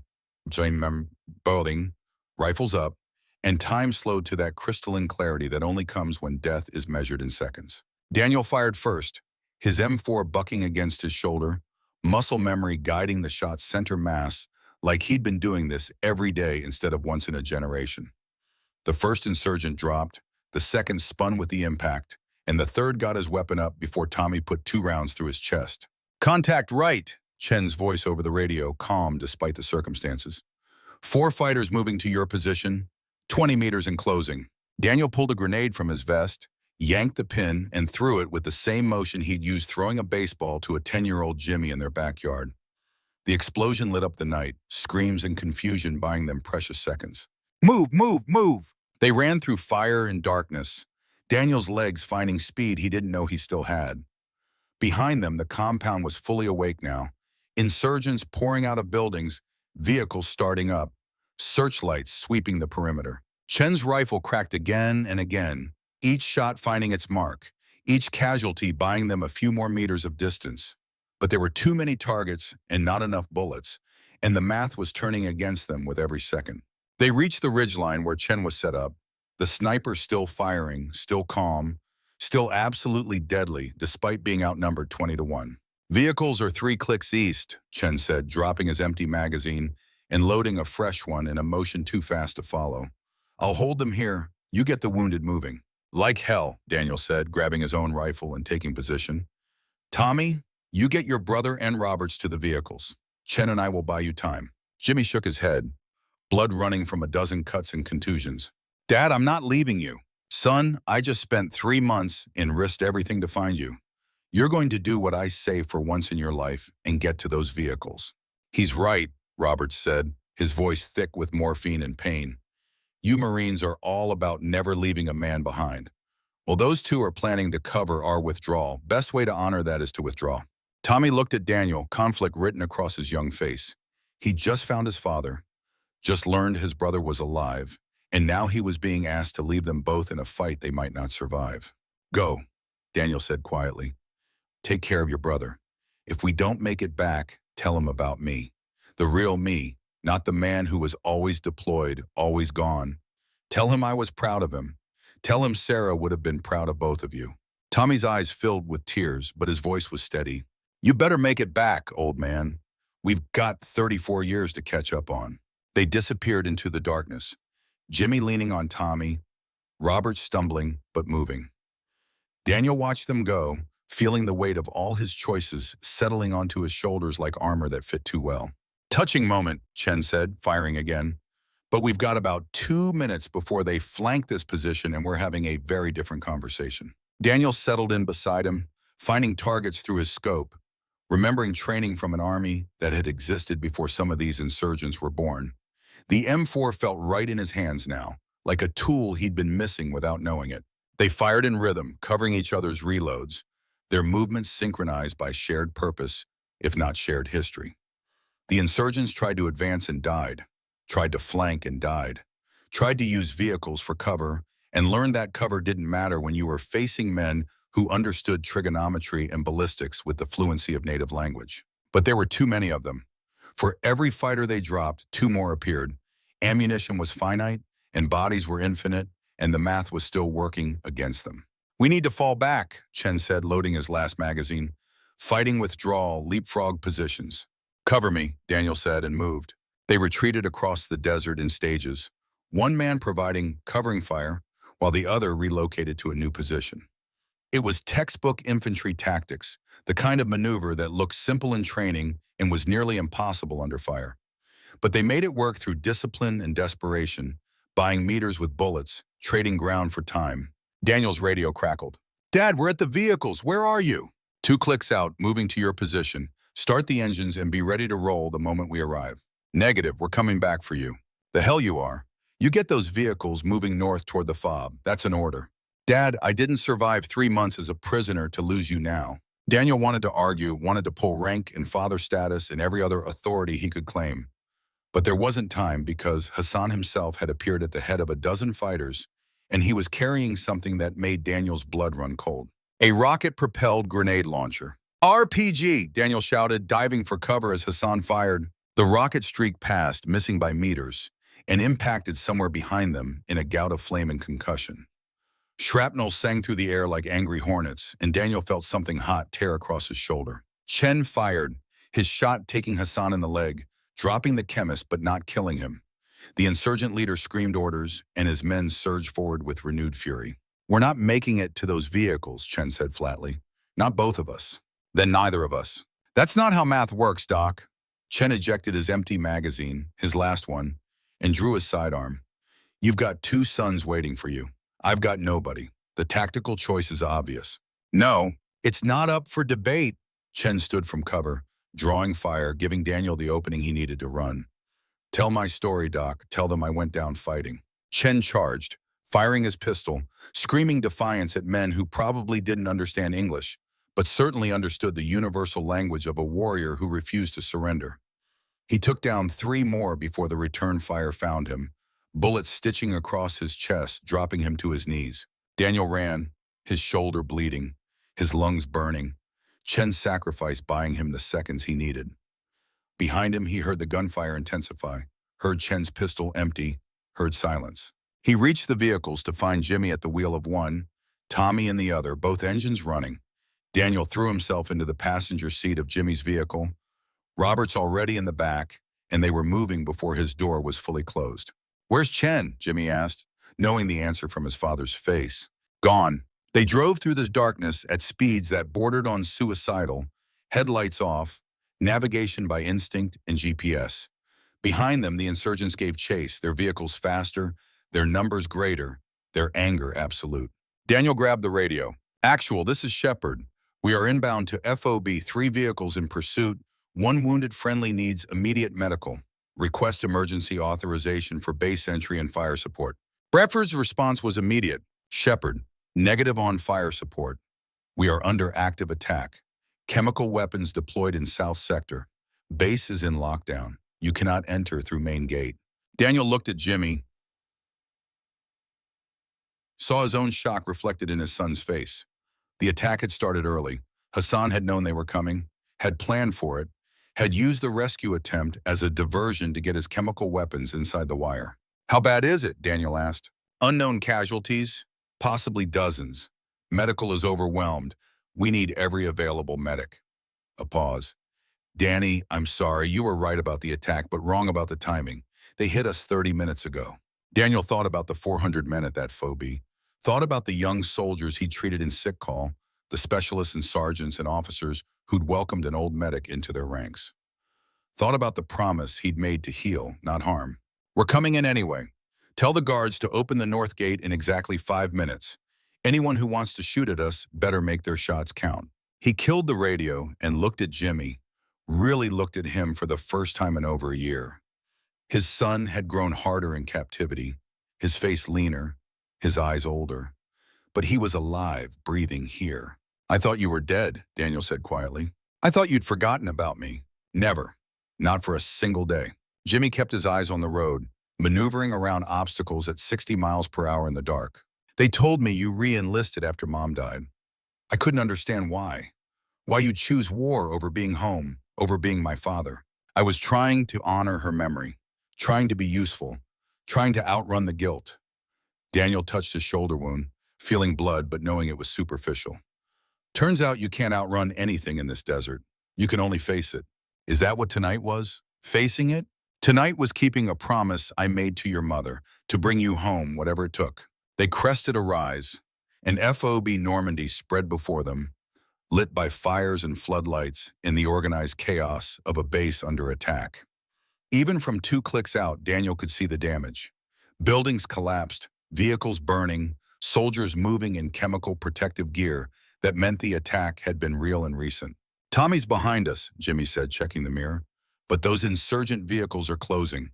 They're going to catch us before we reach the base." Daniel grabbed his rifle, checked his remaining ammunition. 3 magazines, maybe 90 rounds total. Against 3 vehicles full of fighters who had nothing to lose. "Keep driving, I'll slow them down." He climbed into the back of the vehicle, bracing himself against the roll cage, and opened fire. The pursuing vehicles were 50 meters back, close enough that he could see faces in the dim light. He aimed not for the fighters but for the vehicles themselves, remembering training from decades ago about disabling pursuit. His rounds punched through windshields, shredded tires, found engines and fuel tanks. One vehicle swerved off the road, tumbling down an embankment in a shower of sparks. Another slowed, smoke pouring from its hood. But the third kept coming, its driver either brave or insane, closing the distance with every second. The north gate was visible now, a kilometer away, but it wasn't opening.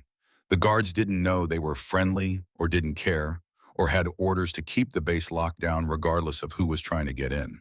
"They're not opening the gate," Jimmy said, and there was something like despair in his voice. Daniel keyed his radio one more time. "James, it's me. Open that gate or we all die out here, every one of us. Your choice."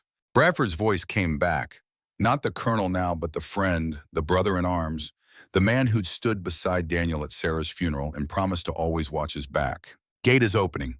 Come home, Danny. Come home." The gate swung wide, soldiers in chemical protective gear, waving them through with glow sticks and urgent gestures. Jimmy floored the accelerator, the vehicle screaming across the final distance. Tommy was right behind them, and behind Tommy, the last insurgent vehicle was still coming, its passengers firing wildly. They crossed the threshold doing 70 miles per hour, and the instant Tommy's vehicle cleared the opening, the guards opened fire. The pursuing insurgents drove into a wall of disciplined American firepower, their vehicle shredding, their charge ending in twisted metal and silence. Daniel climbed out of the vehicle before it fully stopped, grabbed his medical bag, and started running toward the sound of screams. The south sector was a vision of hell, soldiers stumbling in chemical protective gear, medics working on casualties, the acrid smell of chlorine gas hanging heavy in the air. He found the aid station, or what was left of it. The main tent had collapsed, buried under rubble from an explosion. 3 medics were working in the open air, trying to treat 24 casualties with supplies meant for maybe 6. Daniel dove in without thinking, his hands moving with practiced efficiency. Decontamination procedures, airway management, treating chemical burns and blast injuries, and the cruel mathematics of triage that meant some men would die so others could live. Jimmy appeared beside him, still in his torn and bloodied prisoner clothes, but his hands were steady as he helped Daniel move casualties. "I'm not a medic," Jimmy said. "You are now. Do what I tell you, exactly as I tell you." They worked through the night, father and son, treating the wounded while around them the base defended against an assault that had been coordinated with surgical precision. Hassan had planned well, using the rescue attempt to draw out their best fighters, using the chemical weapons to create chaos, using the darkness to hide his main force. But he hadn't planned on Daniel Shepard, and he hadn't planned on losing his own leg to Chen's final shot, the wound bleeding out while his men fled and the American medic he tried to kill saved his enemies instead. As dawn broke over Phobe Normandy, the attack ended not with a final assault but with a whimper. The insurgents melting back into the desert, their leader captured, their plan in ruins. Daniel sat against a wall, his uniform soaked with blood that belonged to a dozen different soldiers, his hands finally beginning to tremble again now that the crisis had passed. Jimmy sat beside him, equally exhausted, both of them breathing hard. "We lost 8 men, Bradford said, appearing from the smoke like a ghost. "Could have been 80. Would have been if you hadn't gotten back when you did, if you hadn't been here to treat the wounded." "Chen didn't make it," Daniel said, the words heavy. "I know. He died buying you time to escape. That's what soldiers do. We buy time with our lives, hoping someone makes good use of what we purchase." Tommy approached, supporting Roberts, who was barely conscious but alive. The young specialist had driven through hell to get the wounded corpsman medical attention, had helped defend the gate, had proven himself 100 times over in one impossible night. "Both of my sons survived," Daniel said, looking at Tommy and Jimmy standing together for the first time, half-brothers who'd been strangers hours before. "That's more than I had any right to hope for." Bradford nodded slowly. "And Hassan survived too. He's in custody now, requesting medical treatment. The irony isn't lost on me." He looked at Daniel. "I need to ask you to do something you're probably not going to want to do. Treat him. He's an enemy combatant who tried to kill hundreds of American soldiers. But he's also a prisoner of war, and Geneva Convention says we have to provide medical care. You're the senior medic, and his leg wound is severe.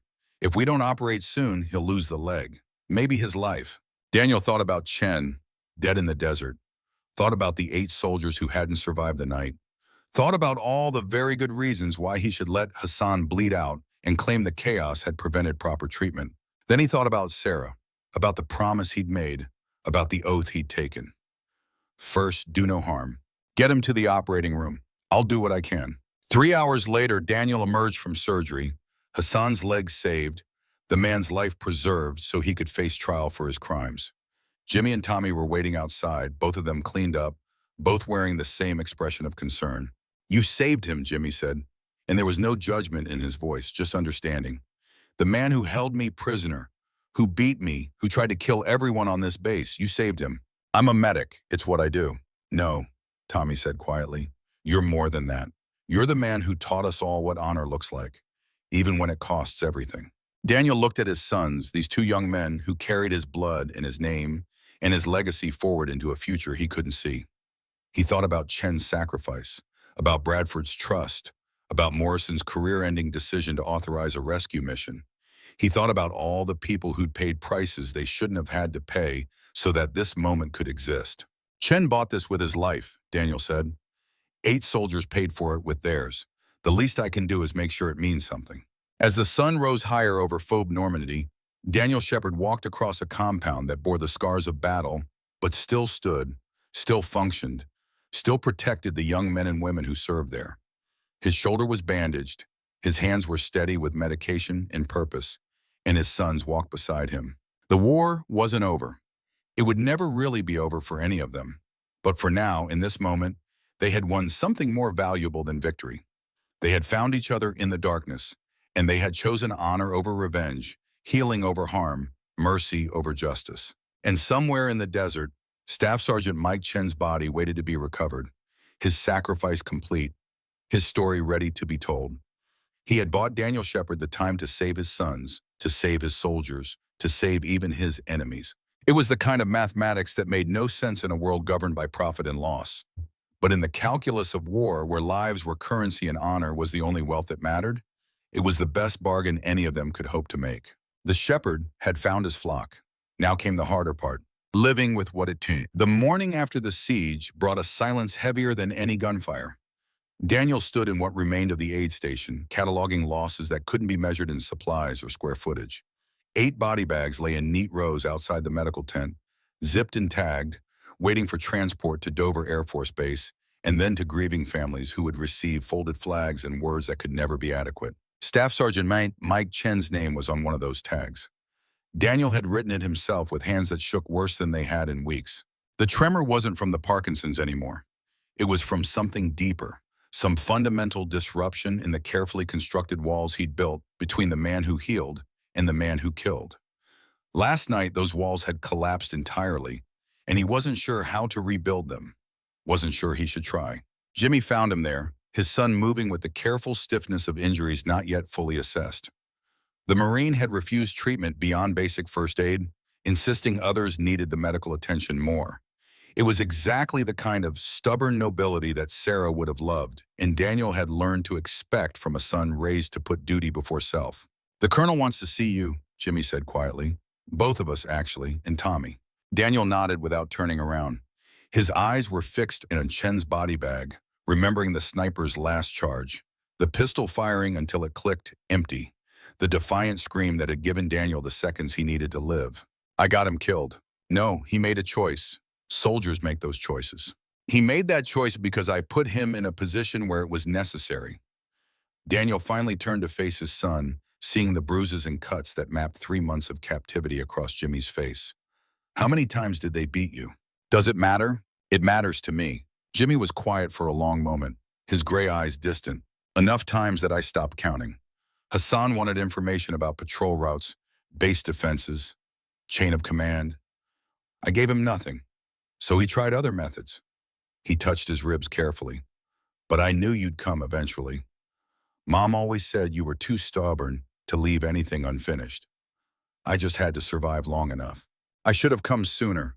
You came when you could, that's what matters." Jimmy gestured toward the door. "Bradford's waiting. We should go."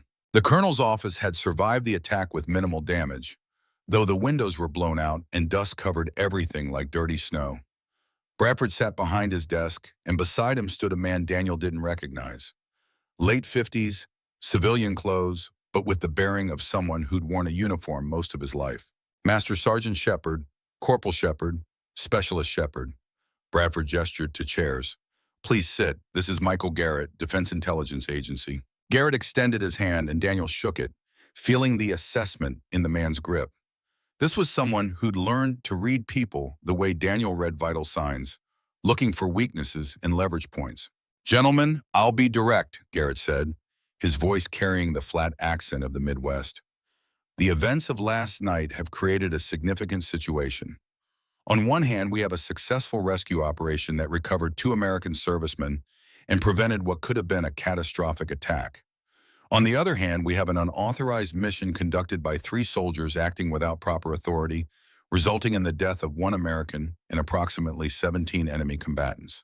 "Chen died a hero," Daniel said, his voice hard. "Don't diminish that by calling it a situation." "I'm not diminishing anything, Master Sergeant. I'm explaining the political reality. There are people in Washington who want to give you a medal. There are other people who want to court-martial you. My job is to make sure we land somewhere in the middle that serves everyone's interests." Bradford cleared his throat. "What Mr. Garrett is saying is that your actions, while effective, have created complications. The rescue mission was never officially authorized. I gave verbal approval for a reconnaissance patrol that just happened to encounter prisoners. That's the story we're telling, and it needs to be the story all of you tell." Tommy spoke for the first time, his young voice steady despite the circumstances. "So we lie. So you follow orders and allow the adults to handle the political aftermath," Garrett said. "You 3 are heroes. Let's make sure that's how history remembers you, not as rogue operators who got a good man killed." Daniel stood abruptly, his chair scraping across the floor.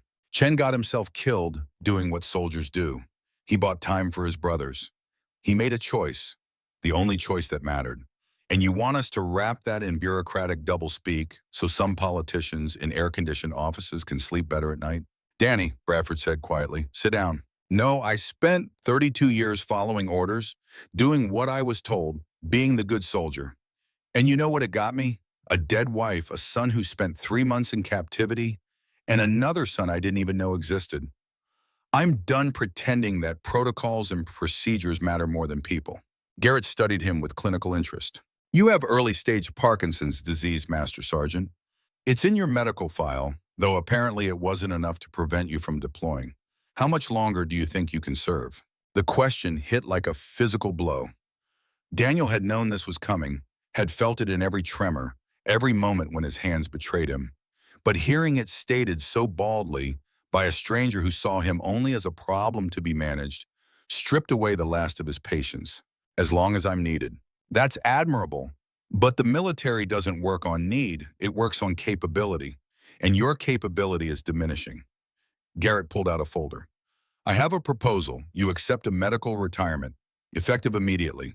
Full benefits, honorable discharge, and we make sure the story of last night focuses on the heroism rather than the irregularities. Your sons get commendations. Chen gets a silver star posthumously, and everyone moves forward. And if I refuse, then we investigate, properly and thoroughly. Every decision, every action, every bullet fired gets examined. And when we're done, you might face charges for unauthorized operations, misuse of government equipment, and reckless endangerment. Your sons might face similar charges. Is that really how you want this story to end? Daniel looked at Bradford, seeing resignation in his old friend's face. This had already been decided, probably decided before Daniel had even walked into this office. This meeting was just theater, allowing him the illusion of choice. I need to think about it. You have 24 hours, Garrett said, closing his folder. After that, I make the decision for you. They walked out into the harsh sunlight, 3 generations of shepherds processing what had just been offered and threatened. Tommy broke the silence first. They're trying to bury this. Make it go away so nobody has to answer difficult questions. That's how institutions survive, Jimmy said, by protecting themselves first and the individual second. Daniel said nothing, his mind working through implications and consequences. Retirement meant leaving the service that had defined him for 3 decades. It meant admitting that his body was failing, that the tremor in his hands wasn't just a minor inconvenience, but a terminal diagnosis for his military career. It also meant being able to focus on his sons, on building the relationships he'd sacrificed for duty. It meant not having to watch more young men die while following orders he knew were wrong. What are you going to do? Tommy asked. Before Daniel could answer, an explosion rocked the compound. Not close, but close enough that everyone hit the ground on instinct. Alarms blared, soldiers ran to defensive positions, and the fragile peace that had settled over Phobie Normandy shattered like cheap glass. Bradford emerged from his office at a run, already speaking into his radio. Report! What the hell was that? The response crackled through his handset. IED at the North Gate, sir. Vehicle approached them under flag of truce. Claimed to have information about the attack. When guards approached, it detonated. Multiple casualties. Daniel was moving before his conscious mind made the decision. His medical bag already in his hands, his training overriding everything else. Jimmy and Tommy followed, both of them falling into the rhythm of emergency response without needing orders. The North Gate was a scene of organized chaos. A Humvee had taken the brunt of the blast, its armor crumpled like aluminum foil, its occupants visible through the smoke. 3 soldiers lay on the ground in various states of injury, and 2 more were helping a 4th stumble away from the wreckage. Daniel dropped beside the worst casualty, a young private whose left leg was gone below the knee, blood pumping from the severed femoral artery with the rhythmic certainty of death approaching. He applied a tourniquet with hands that didn't shake at all now, the tremor completely absent when lives hung in the balance. Stay with me, son. You're going to be fine. The private looked at him with eyes already glazing, shock setting in, body beginning the process of shutting down non-essential functions to preserve the core. Can't feel my leg. That's the good news. Means the tourniquet is working.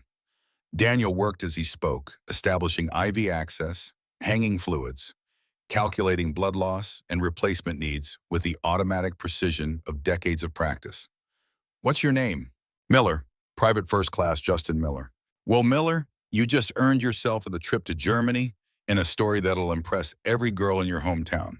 Trust me, scars are attractive, I should know. Jimmy appeared beside him with supplies, anticipating needs before Daniel voiced them. Father and son worked in synchronized efficiency, their hands moving in complementary patterns like a dance they'd practiced for years instead of minutes. Tommy was 20 meters away, working on another casualty with the kind of focused intensity that spoke to natural talent. The kid had watched Daniel work for exactly 1 night and had absorbed principles that took most medics months to learn. The private survived. All 5 casualties survived, though 2 would be medevaced to Germany within the hour and 1 would never walk without a prosthetic again. But they lived, and in the arithmetic of war, that counted as victory. Daniel stood slowly, his knees protesting, and surveyed the damage. The vehicle was totaled, the gate would need complete replacement, and the message was clear. Hassan's organization wasn't finished.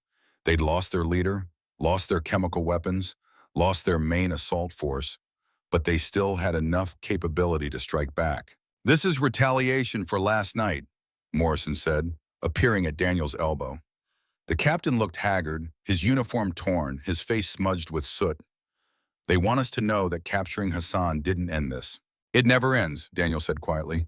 "We kill their leaders, they promote new ones. They attack us, we retaliate, and the wheel keeps turning. Chen died to break that cycle, and here we are, right back in it. What would you have us do? Not fight back?" "I'd have us question whether fighting is all we know how to do." Daniel stripped off his bloody gloves and dropped them in the medical waste bag Tommy was holding. "How's Hassan?" "Stable, recovering from surgery. The JAG officer says we can interrogate him in about 6 hours once the anesthesia fully wears off." "I want to be there." Morrison's eyebrows rose. "That's irregular. You're the medic who treated him, not an interrogator. I'm also the father of the man he held prisoner for 3 months. And I'm probably the only person on this base who speaks enough Arabic to communicate beyond basic phrases. Let me talk to him." "The DIA won't approve it." "Then don't ask them. Sometimes it's easier to apologize than to get permission." 6 hours later, Daniel sat across from Hassan al-Takriti in a room that had been hastily converted into a holding cell. The former chemistry professor looked diminished without his weapons and followers, his leg bandaged and elevated, his face drawn with pain despite the medication. But his eyes were still sharp, still calculating, still searching for weakness. "You saved my life," Hassan said in accented English. "Why, Bo?" "Because that's what I do. I'm a medic." "You're a soldier. Soldiers kill. That is their purpose." Daniel poured water from a pitcher and handed Hassan the cup. The insurgent leader took it with a nod of acknowledgement, the universal language of courtesy between men who tried to kill each other. "My son, the one you held for 3 months, did you ever ask him why he was here? Why a 23-year-old Marine from Virginia was fighting in your country? To enforce American imperialism, to steal our oil, to spread your corrupt culture." "Wrong. He was here because when the towers fell, he was 13 years old. He watched people jump from burning buildings on television. He decided that day that he wanted to stop people like you from doing that again. It wasn't about oil or culture. It was about protecting innocence." Hassan laughed, but there was no humor in it. "Innocence? Like my brother? Like the 12 people killed when your bombs struck a market? Like the thousands of Iraqi children who died from your sanctions? I didn't write policy. I didn't drop those bombs. I just fix the damage when I can." Daniel leaned forward. "But you're right. There are no clean hands in this war. Everyone has blood on them. The question is what we do about it." "You lecture me about morality while keeping me prisoner?" "No, I'm asking you a question. Your brother died and you wanted revenge. You got it. How many Americans did you kill or try to kill? 20? 50? And did it bring your brother back? Did it make the pain less?" Hassan was quiet for a long moment, his fingers tight around the water cup. "No, it made the pain deeper. Because now I have not only lost my brother, but I have become something he would not recognize. A killer, a terrorist, a man who uses chemistry to create death instead of to teach. Then help me break the cycle. Tell me who's planning the next attack. Tell me how to stop them without more killing." "Why would I do this?" "Because you have a niece, your brother's daughter. She's 12 years old, living with your sister in Baghdad. Ibrahim told me about her. He said she's smart, wants to be a doctor. What kind of country will she grow up in if this war continues? What kind of future does she have if all the good men are dead or broken?" Hassan's face shifted, something cracking in his carefully maintained composure. "You use my family against me. I'm using your family to reach the part of you that remembers why you became a chemistry teacher instead of a soldier. The part that wanted to build things, not destroy them." Daniel stood slowly. "I'll come back tomorrow. Think about what kind of man you want to be when your niece asks what you did in the war. Think about whether you want to be remembered as the one who killed her future or the one who saved it." He left Hassan sitting in silence, the weight of choices settling onto both their shoulders. Outside the holding cell, Bradford was waiting with a satellite phone. "You need to take this. It's your son, the other one." Daniel took the phone, confused for a moment before remembering. Tommy. his youngest son, the one who'd appeared like a ghost from a past he hadn't known existed. "Dad?" Tommy's voice was strained, urgent. "I'm at the aid station with Jimmy. You need to come now." He collapsed during physical therapy. The docs say his injuries are worse than they thought. Internal bleeding, maybe organ damage. They're prepping him for emergency surgery. The world tilted, and Daniel was running before he consciously decided to move. He burst into the aid station to find Jimmy on a gurney, his face pale, his breathing shallow. The on-duty surgeon was already prepping for surgery, but he looked up as Daniel entered. "Master Sergeant, I need you to step back. This is a family member. You can't be involved in his treatment." "The hell I can't. That's my son, and I'm the senior medic on this base." Daniel scrubbed his hands, pulled on gloves, and moved to the operating table with the authority of 3 decades of experience. "What are we looking at?" "Ruptured spleen, possible liver laceration. Blood pressure is dropping, heart rate elevated. He's going into shock." The surgeon hesitated. "Master Sergeant, he might not make it. The damage is extensive, and we don't have the facilities here for this kind of surgery. We need to medevac him to Baghdad." "There's no time. We operate now or he dies." Daniel looked at his son, seeing Jimmy's eyes fluttering, consciousness slipping away. "Jimmy, can you hear me?" "Dad." The word was barely a whisper. "Mom said you'd save me. Is she here?" Daniel's throat tightened, but his hands remained steady. "Not yet, son, not yet. You're going to fight, and I'm going to help you, and we're both going to make sure Mom has to wait a long time before we join her. Understood?" "Understood." The surgery took 4 hours. 4 hours of delicate work, of suturing vessels and repairing organs, of Daniel fighting against his own body's tremor and the limitations of a field hospital. Tommy stood outside the operating room, pressed against the glass, watching his father work to save his brother. At hour 3, when Jimmy's blood pressure dropped dangerously low and the monitors screamed warnings, Daniel's hands began to shake. Not just the tremor anymore, but full body shaking as adrenaline and fear overwhelmed his medical discipline. "I'm losing him," the assisting surgeon said. "We need to close up, get him stable for transport." "No, I can fix this. I just need—" Daniel's hands wouldn't cooperate, wouldn't do what his mind was screaming at them to do. The door burst open and Tommy entered, already scrubbed and gloved. "Tell me what to do." "You're not trained for this." "Then train me, fast, because you're right, we can't lose him. Not when we just found each other." Daniel looked at his youngest son, seeing Sarah's determination in his eyes, seeing his own stubbornness reflected back at him. He took a breath, forcing calm into his voice. "Hold this vessel here, don't let go, no matter what. I need both hands free for the next part." Tommy stepped up to the table without hesitation, his young hands steady where Daniel's had failed. Father and youngest son worked together while middle son's life hung in the balance. 3 generations of shepherds connected by blood and purpose in the desperate mathematics of saving a family. The surgery succeeded. Jimmy stabilized, his vital signs strengthening as the bleeding stopped and the repairs held. He was transferred to recovery with a guarded prognosis but alive, breathing, fighting his way back from the edge with the same stubborn will that had kept him alive through 3 months of captivity. Daniel stood in the scrub room, his hands shaking uncontrollably now that the crisis had passed, his reflection in the mirror showing a man who looked a decade older than he had that morning. Tommy appeared beside him, equally exhausted, equally triumphant. "We saved him." "You saved him. I was falling apart. Then we saved him together. That's what family does." Tommy pulled off his surgical cap. "I looked up your file, your actual file, not the sanitized version. I know about the marksmanship unit, about the Olympic trials, about Mom and the convenience store shooting. I know about the Parkinson's diagnosis." "Tommy, I can explain." "You don't need to explain. I understand. You spent your whole life being the best at something, then you walked away from it because someone you loved died from violence. And now your body is taking away your ability to do the thing you replaced it with. That's not fair. That's not right. But that's life." Daniel slumped against the sink, suddenly overwhelmed by exhaustion that went deeper than physical. "Your brother almost died because my hands wouldn't do what they needed to do. My brother is alive because you trained me well enough that I could help when you needed it. That's teaching. That's legacy. That's what matters." Outside the scrub room, Bradford appeared with Garrett, the DIA man looking like he'd rather be anywhere else. "We heard about the surgery," Bradford said. "How's Jimmy?" Stable.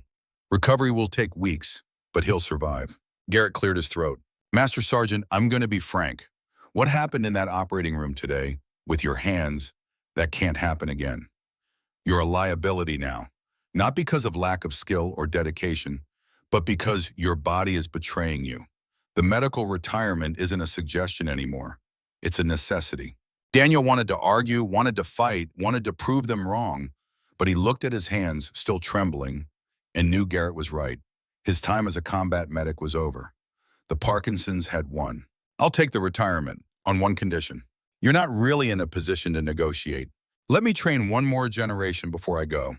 Give me 6 months to develop a program, to teach what I know to medics who can actually use it.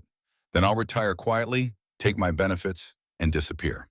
Bradford and Garrett exchanged glances, some silent communication passing between them.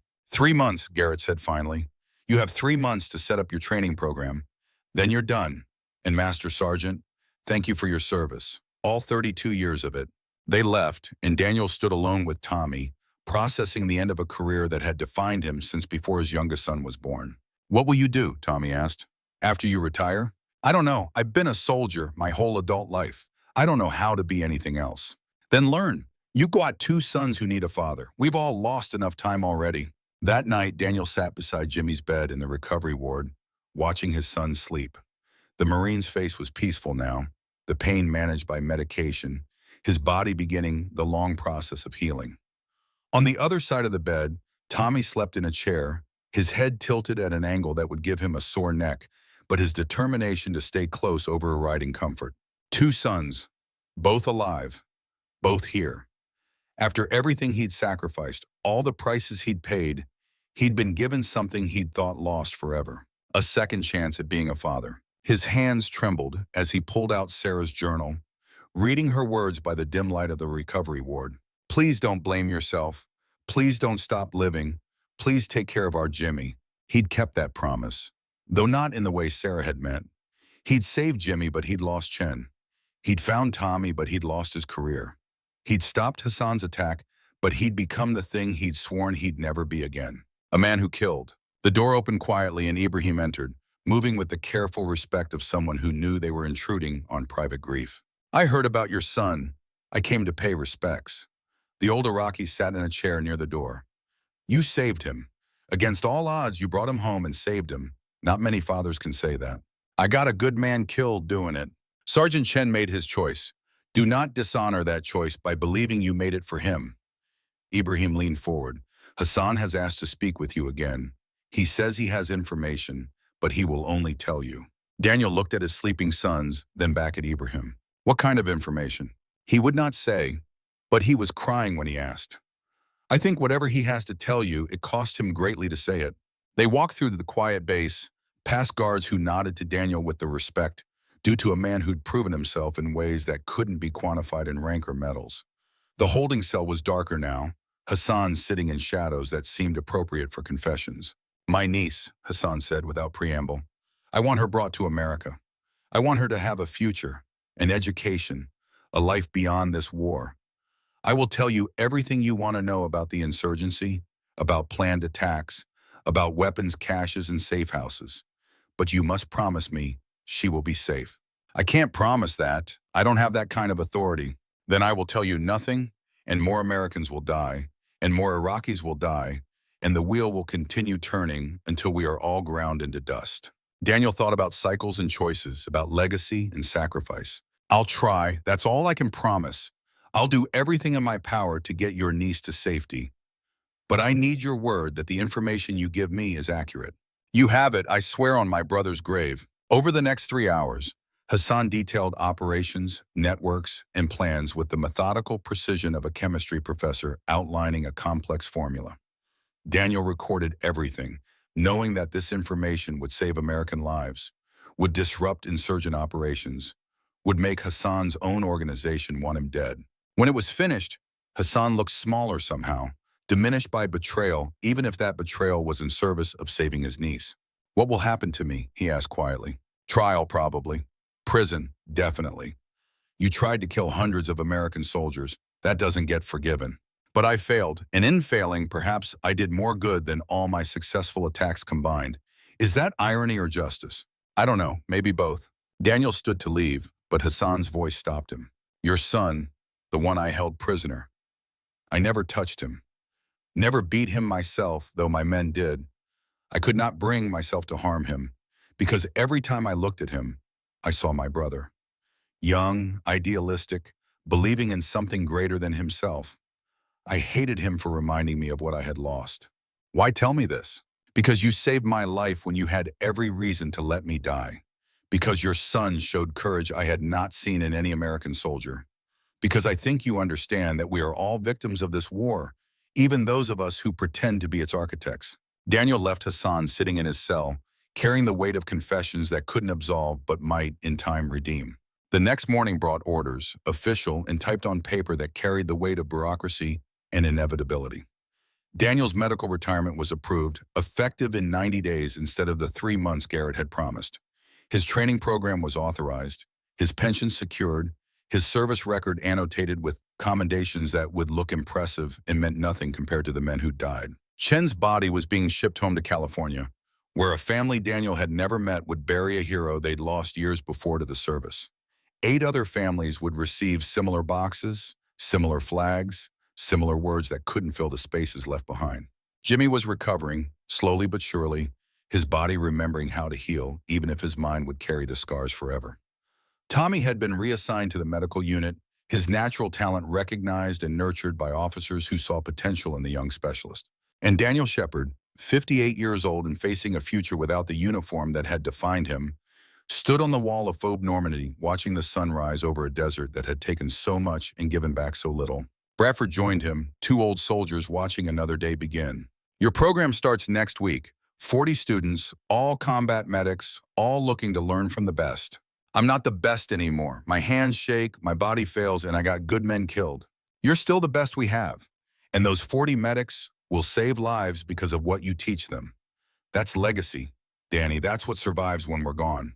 Daniel thought about Sarah, about Jimmy and Tommy, about Chen and the 8 soldiers who'd paid prices they shouldn't have had to pay. He thought about Hassan sitting in a cell, about a niece who might get a chance at a better life, about cycles broken and sacrifices made. I don't know how to be anything but a soldier. Then be a soldier who teaches. Be a father who mentors. Be a man who saves lives by sharing what he's learned from taking them. Bradford gripped his shoulder. You've earned the right to rest, Danny. But I don't think rest is what you need. I think you need purpose. And those 40 medics waiting for you, that's purpose. The sun continued its rise, indifferent to human suffering, beautiful despite everything. And somewhere in that rising light, Daniel Shepard found the strength to take one more step forward, to begin again, to keep the promise he'd made so long ago, to save lives, whatever form that salvation took. His war wasn't over. It was just entering its final phase, and this time he wouldn't face it alone. 3 months passed like water through cupped hands, precious and impossible to hold. Daniel stood before 40 combat medics in a converted hangar at Faubourg Normandy, the morning sun streaming through gaps in the metal walls, painting stripes of light across faces too young to carry the weight they had been given. Some of these kids were barely 20. Others were hardened veterans of multiple deployments. All of them were looking at him like he held answers to questions they hadn't learned to ask yet. His hands trembled as he held the training manual. The Parkinson's worse now than it had been 3 months ago. But his voice was steady, carrying the authority of 3 decades and the hard-won wisdom of a man who'd learned that the line between healing and harm was thinner than anyone wanted to believe. You are not just medics, he said, the words echoing in the cavernous space. You are the difference between a soldier going home to his family or going home in a box. You are the last defense against case, the steady hands when everything else is shaking. And most importantly, you are human, which means you will make mistakes, you will second-guess yourself, and you will lose patience despite doing everything right. He paused, letting that sink in, watching their faces process the weight of truth. The question isn't whether you'll face those moments. The question is what you do after. Do you break? Do you quit? Or do you learn, adapt, and save the next one? In the back row, Tommy sat with a notebook, documenting everything, his own journey from green specialist to confident medic nearly complete. Beside him, Jimmy listened from a wheelchair, his recovery slower than anyone wanted but steady. The Marine had insisted on attending every session despite doctor's orders, claiming he needed to understand what his father did, needed to see the man behind the uniform before that uniform came off for the last time. After the lecture, Daniel worked with small groups, teaching the practical skills that couldn't be conveyed through PowerPoint slides and regulations. How to find a vein in a patient who was dehydrated and in shock. How to perform a cricothyrotomy when the airway was compromised and seconds mattered. How to make the terrible calculations of triage when you had 5 casualties and supplies for 3. He taught them with hands that shook but minds that were clear, demonstrating techniques on training mannequins that couldn't bleed out or die from his mistakes. When his tremor made precision impossible, Tommy stepped in, executing procedures under Daniel's verbal guidance. The student becoming teacher, becoming student in the endless cycle of knowledge passed down. During a break, one of the younger medics approached, a corporal from Tennessee with the polite drawl of someone raised to respect his elders. "Master Sergeant, I heard about what happened, about the rescue mission and the attack and everything. Is it true you held off an entire insurgent force while extracting prisoners?" Daniel was quiet for a moment, remembering that night, remembering Chen's sacrifice, remembering the weight of the rifle in his hands and the choice to become something he'd sworn he'd never be again. "I did what needed doing, but I didn't do it alone. Sergeant Chen gave his life to buy time for the rest of us. That's the part worth remembering, not the fighting, the sacrifice." "Do you regret it, going on that mission?" "I regret that it was necessary. I regret that good men died, but I don't regret trying to save my son. And I don't regret proving that sometimes the regulations need to bend when lives are at stake." He looked at the young corporal directly. "But I also don't recommend you follow my example. I broke rules, I risked lives, and I was lucky it worked out. Luck isn't strategy. Learn the proper way first. Then, if you ever face a situation where proper isn't possible, you'll know enough to improvise without getting people killed." The training continued through the weeks, each day bringing new students and new challenges. Daniel taught them battlefield medicine and tactical movement, but he also taught them the things the manuals didn't cover. How to talk to a dying soldier. How to maintain composure when a 19-year-old was screaming for his mother. How to process the trauma afterwards so it didn't consume you. He taught them by being honest about his own failures, his own losses, his own moments of doubt. He showed them his trembling hands and explained that bodies fail but purpose endures. He brought in Hassan, still in custody but cooperative, and had the former insurgent leader explain the medical effects of chemical weapons from the perspective of someone who'd manufactured them. It was unconventional, it violated a dozen protocols, and it was the most effective training program FOB Normandy had ever seen. Captain Morrison, promoted to major after the successful defense of the base, observed one of the sessions and pulled Daniel aside afterward. "You're teaching them to think, not just to follow procedures. That's dangerous. Thinking soldiers are always dangerous. To the enemy, hopefully.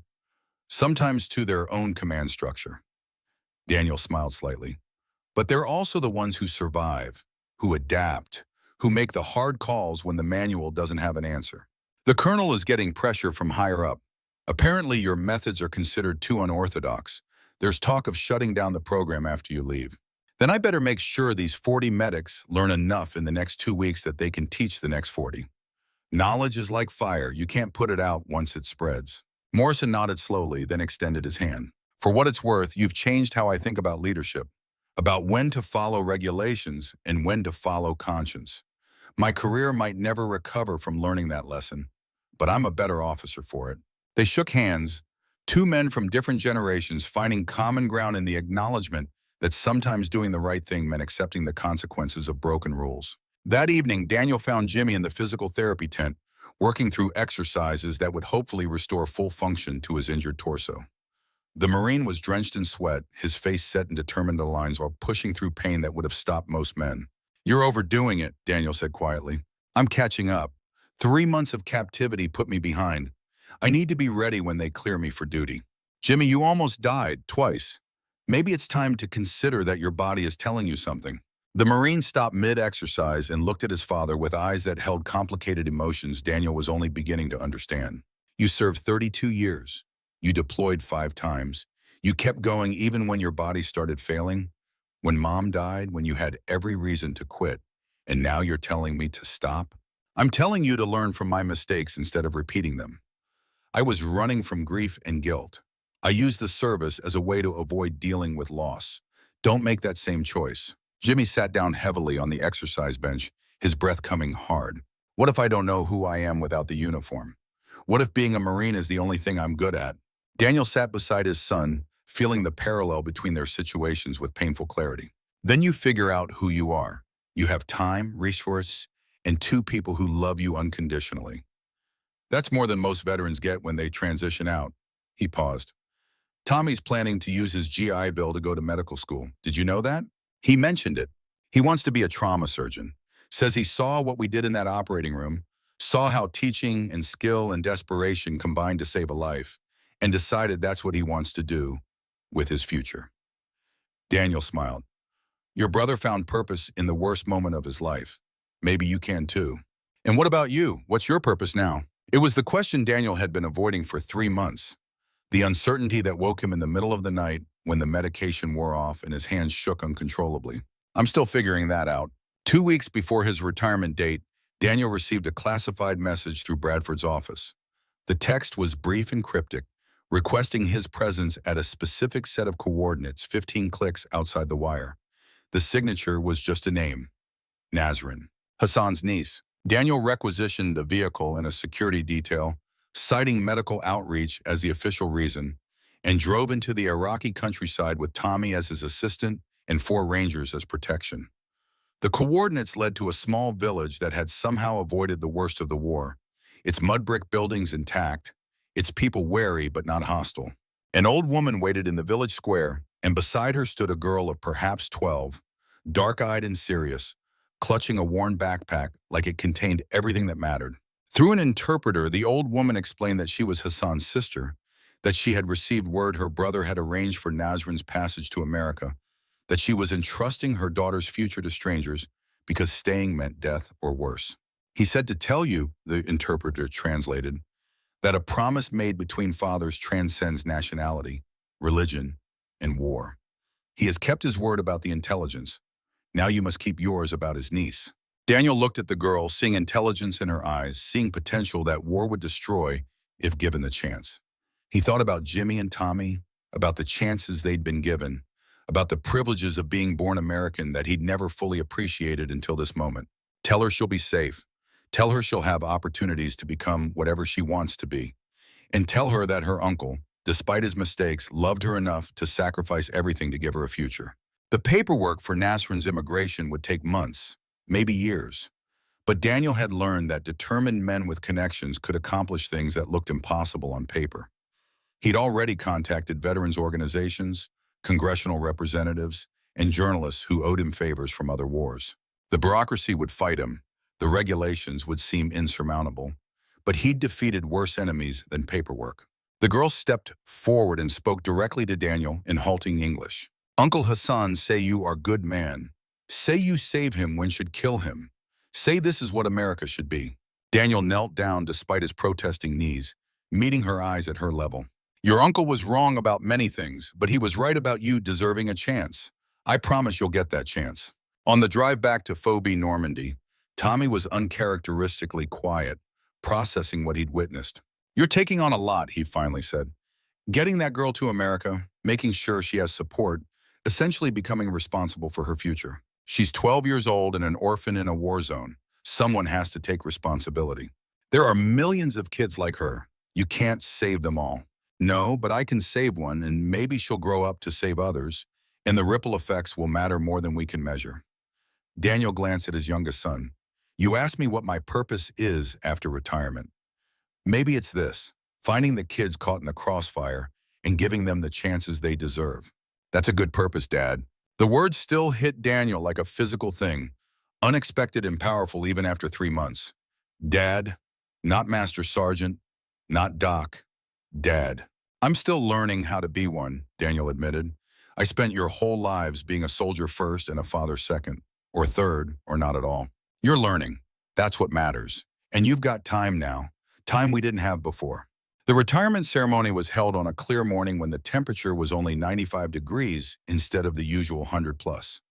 The entire company formed up, dressed uniforms despite the heat, showing respect for a man who'd given 3 decades to the service. Bradford presided, reading citations and commendations that detailed a career of service across 3 wars and 5 deployments.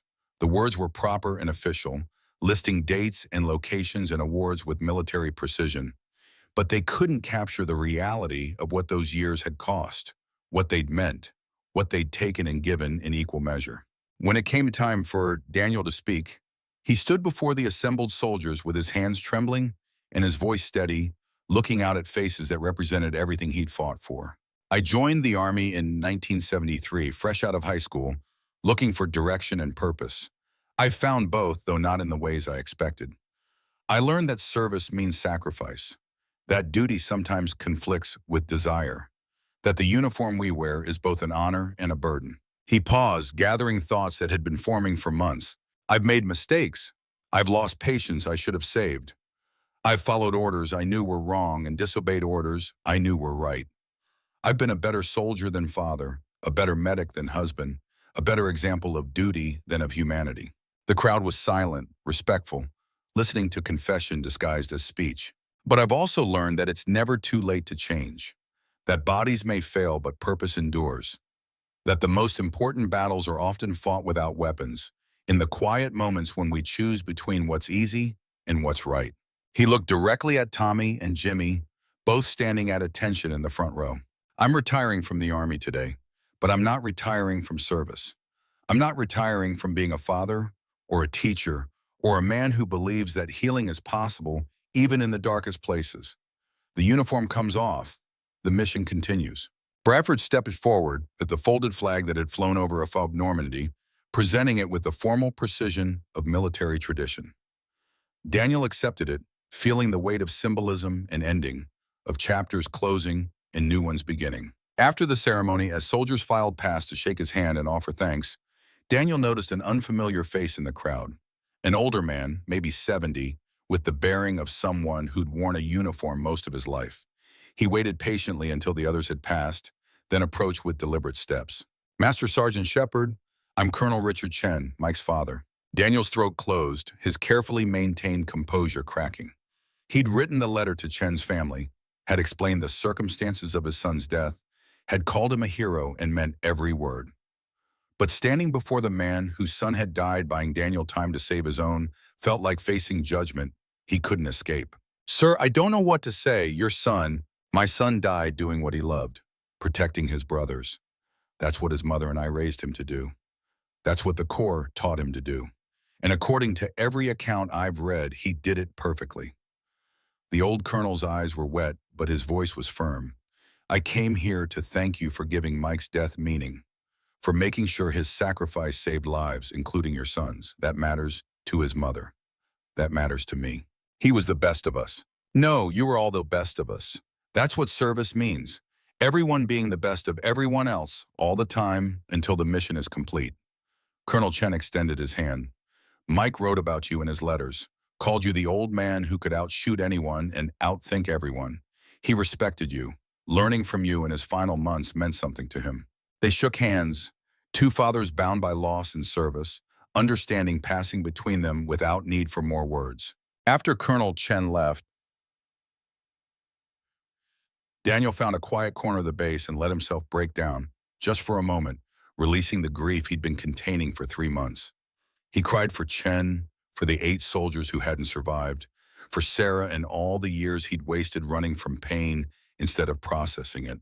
And then he dried his eyes, straightened his uniform one last time, and went to find his sons. They gathered in Daniel's quarters, 3 generations of shepherds preparing for the transition from military life to whatever came next.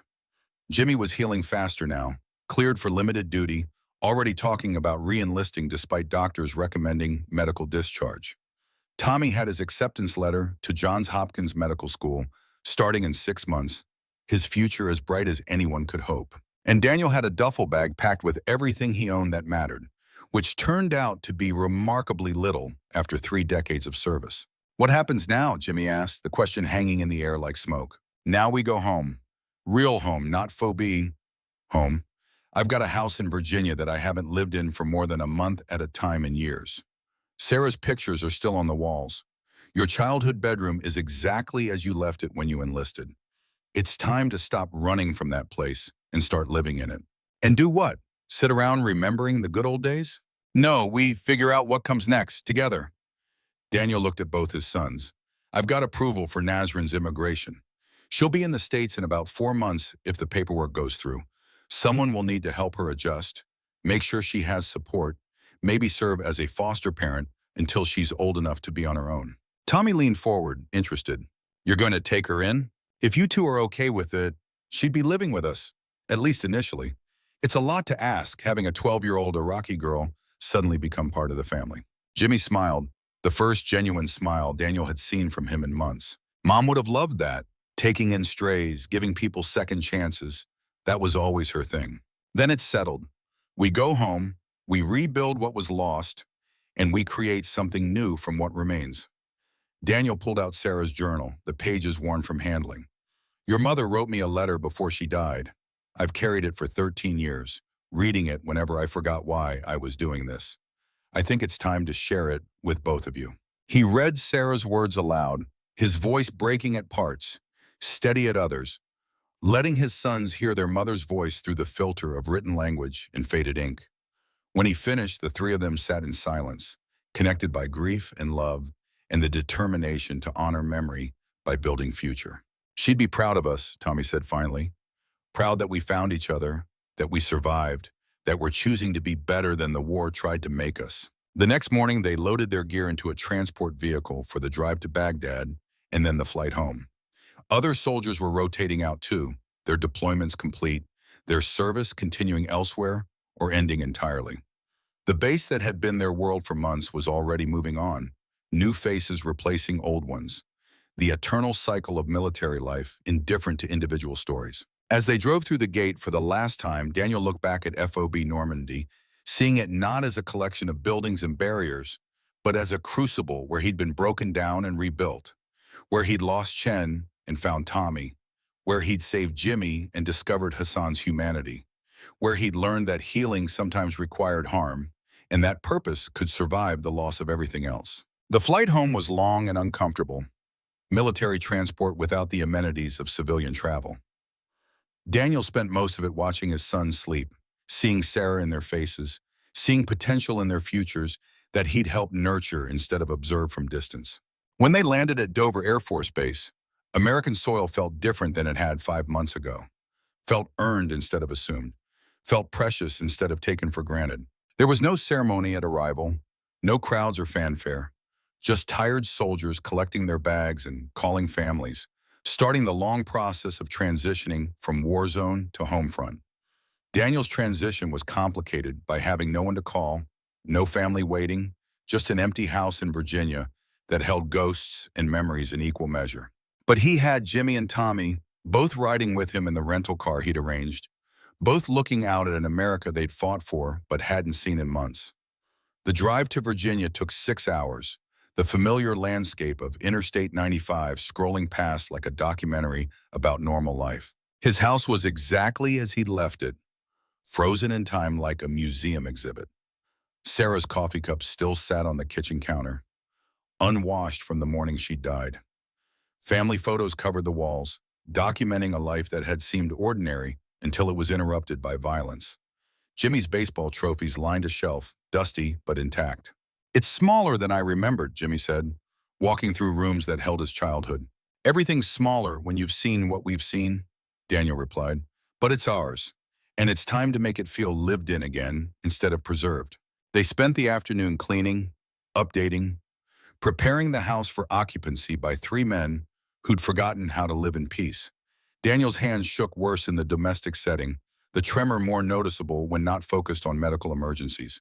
But his sons compensated without judgment, handling tasks that required precision while Daniel provided direction and experience. That evening, they sat on the back porch with beer that tasted better than any they'd had in Iraq, watching fireflies dance in the summer darkness and listening to the ordinary sounds of suburban Virginia. A dog barking, children playing, the distant hum of traffic. "This is strange," Tommy said, "being somewhere that people aren't trying to kill us." "You'll adjust. Humans are remarkably adaptable, sometimes too much so." Daniel sipped his beer, feeling the alcohol settle into muscles that had been tense for so long they'd forgotten how to relax. But strange is good. Strange means different. Different means possibility. Over the following weeks, they settled into routines that looked like normal life if you didn't look too closely. Daniel applied for positions teaching at medical training facilities, his reputation preceding him in ways that opened doors regulations might have closed. Jimmy attended physical therapy and wrestled with the decision about re-enlisting. Tommy prepared for medical school with the focused intensity of someone who'd found his calling. And Daniel corresponded with Nazrin through letters, learning about her life, her dreams, her fear and hope about coming to America. Each letter reminded him that purpose existed beyond uniforms and deployments, that service took many forms, that healing could happen in kitchens and living rooms as surely as in aid stations. 4 months after returning home, Daniel stood at Dulles International Airport with both sons, waiting for a flight from Baghdad that carried a 12-year-old girl whose uncle had tried to kill Americans, but had saved her instead. The arrival gate was crowded with families reuniting, emotions raw and visible. When Nazrin emerged, small and uncertain, clutching her backpack like a lifeline, Daniel saw in her face every refugee child, every victim of war, every person who'd lost everything but hadn't lost hope.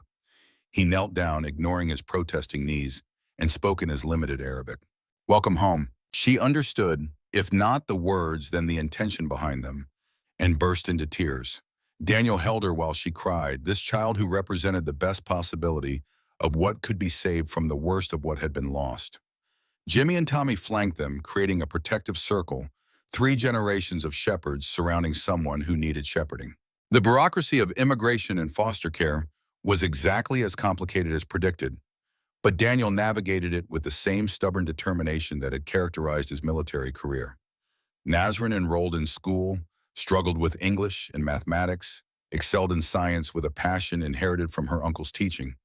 She brought life back to the house, filled rooms that had been quiet with the noise and chaos of adolescence. 6 months after retirement, Daniel received official word that his training program at Phobie Normandy had been permanently adopted as standard curriculum for combat medics. 40 students had become 80, then 160, spreading his methods across the military medical community. Lives were being saved by techniques he'd taught, principles he demonstrated, truths he had been willing to speak even when they violated comfortable assumptions. That was legacy, not the medals or the commendations, not the citation that recommended him for Silver Star or the formal thanks from generals he'd never met. The legacy was the lives saved by people he'd taught, extending forward through time in ways that could never be fully quantified. On the anniversary of Chen's death, Daniel made the drive to California with Jimmy and Tommy, wanting to pay respects in person rather than through letters. Colonel Chen met them at the cemetery, older now, the grief still fresh despite a year passing. They stood before Mike Chen's grave, 4 soldiers and a father, sharing stories about a man who died young but lived fully. Colonel Chen spoke about his son's childhood, about the boy who'd wanted to be a Marine from age 5, who'd practiced shooting with BB guns until he could hit targets his father couldn't see. "He was following in my footsteps," the colonel said quietly, "and I was proud, but part of me wishes he'd chosen something safer, something that wouldn't have put him in the desert with men who wanted him dead. He died protecting his brothers," Daniel said. "There's no higher calling in the warrior's code, no better death in the soldier's theology." "I know, but knowing doesn't make the loss easier." They stood in silence, bound by shared understanding that transcended words. Then Daniel did something he'd been planning for months. He pulled out his retirement medals, the Silver Star and Bronze Star, the campaign ribbons and service awards that represented 3 decades. "These belong to Mike," Daniel said, placing them on the grave marker. "He earned them more than I did. He paid the price I should have paid." Colonel Chen started to protest, but Daniel raised a hand. "I don't need them anymore. I know what I did, what I sacrificed, what I lost and found. The medals are just metal and cloth. Mike's sacrifice was real. Let him have the recognition." They left the medals there, glinting in the California sun, a memorial to a man who'd understood that some prices were worth paying, even when the cost was everything. The drive back to Virginia took 3 days. the journey becoming an impromptu road trip where they stopped at sites that Sarah had wanted to visit, fulfilling promises Daniel had made and broken over years of deployment. The Grand Canyon, Monument Valley, the painted desert that stretched to horizons that seemed impossible in their vastness. At each stop, Jimmy and Tommy learned more about their mother through Daniel's stories, through the memories he'd kept locked away because speaking them had been too painful.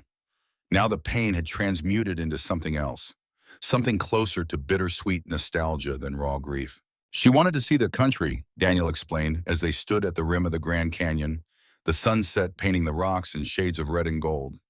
She'd grown up in cities, never understood the appeal of wilderness and distance. I promised we'd take a trip, just drive until we felt like stopping, see America the way it was meant to be seen. Why didn't you? Tommy asked. Because there was always another deployment, another emergency, another reason to delay. And then she was gone, and the promise died with her. He looked at his sons. But you two are here. And maybe keeping promises to the dead means including the living and the fulfillment. They scattered some of Sarah's ashes at the Grand Canyon, the rest to be distributed at other sites she'd wanted to visit, creating a memorial that spanned the country she'd loved. It wasn't what she'd wanted, but it was what Daniel could give, and maybe that was enough. 1 year after leaving Iraq, Daniel stood in his backyard in Virginia, watching Nazrin practice soccer with neighborhood kids who'd accepted her with the easy tolerance of children who hadn't learned to see differences as threats. Tommy was inside studying for medical school exams. Jimmy was at the VA hospital volunteering, having decided that serving veterans was more important than re-enlisting. And Daniel's hands trembled as he grilled burgers for the neighborhood cookout they were hosting. The Parkinson's progressing but manageable. His purpose now defined by community and connection instead of combat and crisis. Colonel Bradford drove up unexpected, having taken leave to visit his old friend, bringing a case of beer and stories about Phobe Normandy that made Daniel simultaneously miss it and grateful to be away. They named the new aid station after Chen, Bradford said, settling into a lawn chair. The Chen Medical Training Facility. Thought you should know. He'd have hated that. Mike never wanted recognition, which is exactly why he deserved it. Bradford watched Nazrin play soccer, the girl laughing as she scored a goal. You did good, Danny. You saved that girl. You raised your sons. You taught a generation of medics. That's a life well lived. It's a life still being lived, still figuring out what comes next. What does come next? Daniel looked around at his backyard filled with neighbors and friends, at his sons who were building futures, at Nazrin who represented hope pulled from ashes. He looked at his trembling hands and felt not frustration, but acceptance. More of this. More cookouts and conversation. More teaching, even if it's not in uniform. More being present instead of deployed. More keeping the promises I made to Sarah by loving the people she loved. He smiled. More being a shepherd instead of a soldier. They're not that different. No, but one uses a rifle and the other uses patience. I've spent enough time with the rifle. Time to see what patience can accomplish. As evening fell and the cookout transitioned into the comfortable gathering of people who'd learned to be community, Daniel found himself alone for a moment, looking up at stars that were the same stars he'd seen from Phobe Normandy, but felt completely different here. He thought about Chen, about the 8 soldiers who died, about Hassan sitting in a military prison and his niece playing soccer in American suburbs. He thought about the cycles of violence and healing, about the prices paid and the debts that could never be fully repaid. But mostly he thought about the fact that he was here, alive, surrounded by people he loved and people who loved him back. That was victory in its purest form. Not the battles won or the enemies defeated, but the life preserved, the connections maintained, the love sustained through everything that tried to destroy it. His hands trembled as he raised his beer in a silent toast to absent friends and present blessings. The tremor was worse now, would continue getting worse, would eventually take from him the fine motor control that had defined his career. But it didn't matter anymore. His hands had saved enough lives, had held rifles and scalpels with equal skill, had written letters to families and held dying soldiers, had trembled with fear and steadied with purpose. Now they could rest. Now they could shake without shame, without fear, without the pressure of perfection. Now they could just be the hands of an old soldier who'd learned that the hardest battle wasn't fought with weapons, but with the choice to keep living, keep loving, keep serving in whatever form that service took. Daniel Shepherd had been a marksman, a medic, a father, a soldier. He'd been the last shepherd, standing watch over flocks that didn't always know they needed protecting. Now he was just Daniel, retired, trembling, at peace. And that was enough. That was finally blessedly enough. The end.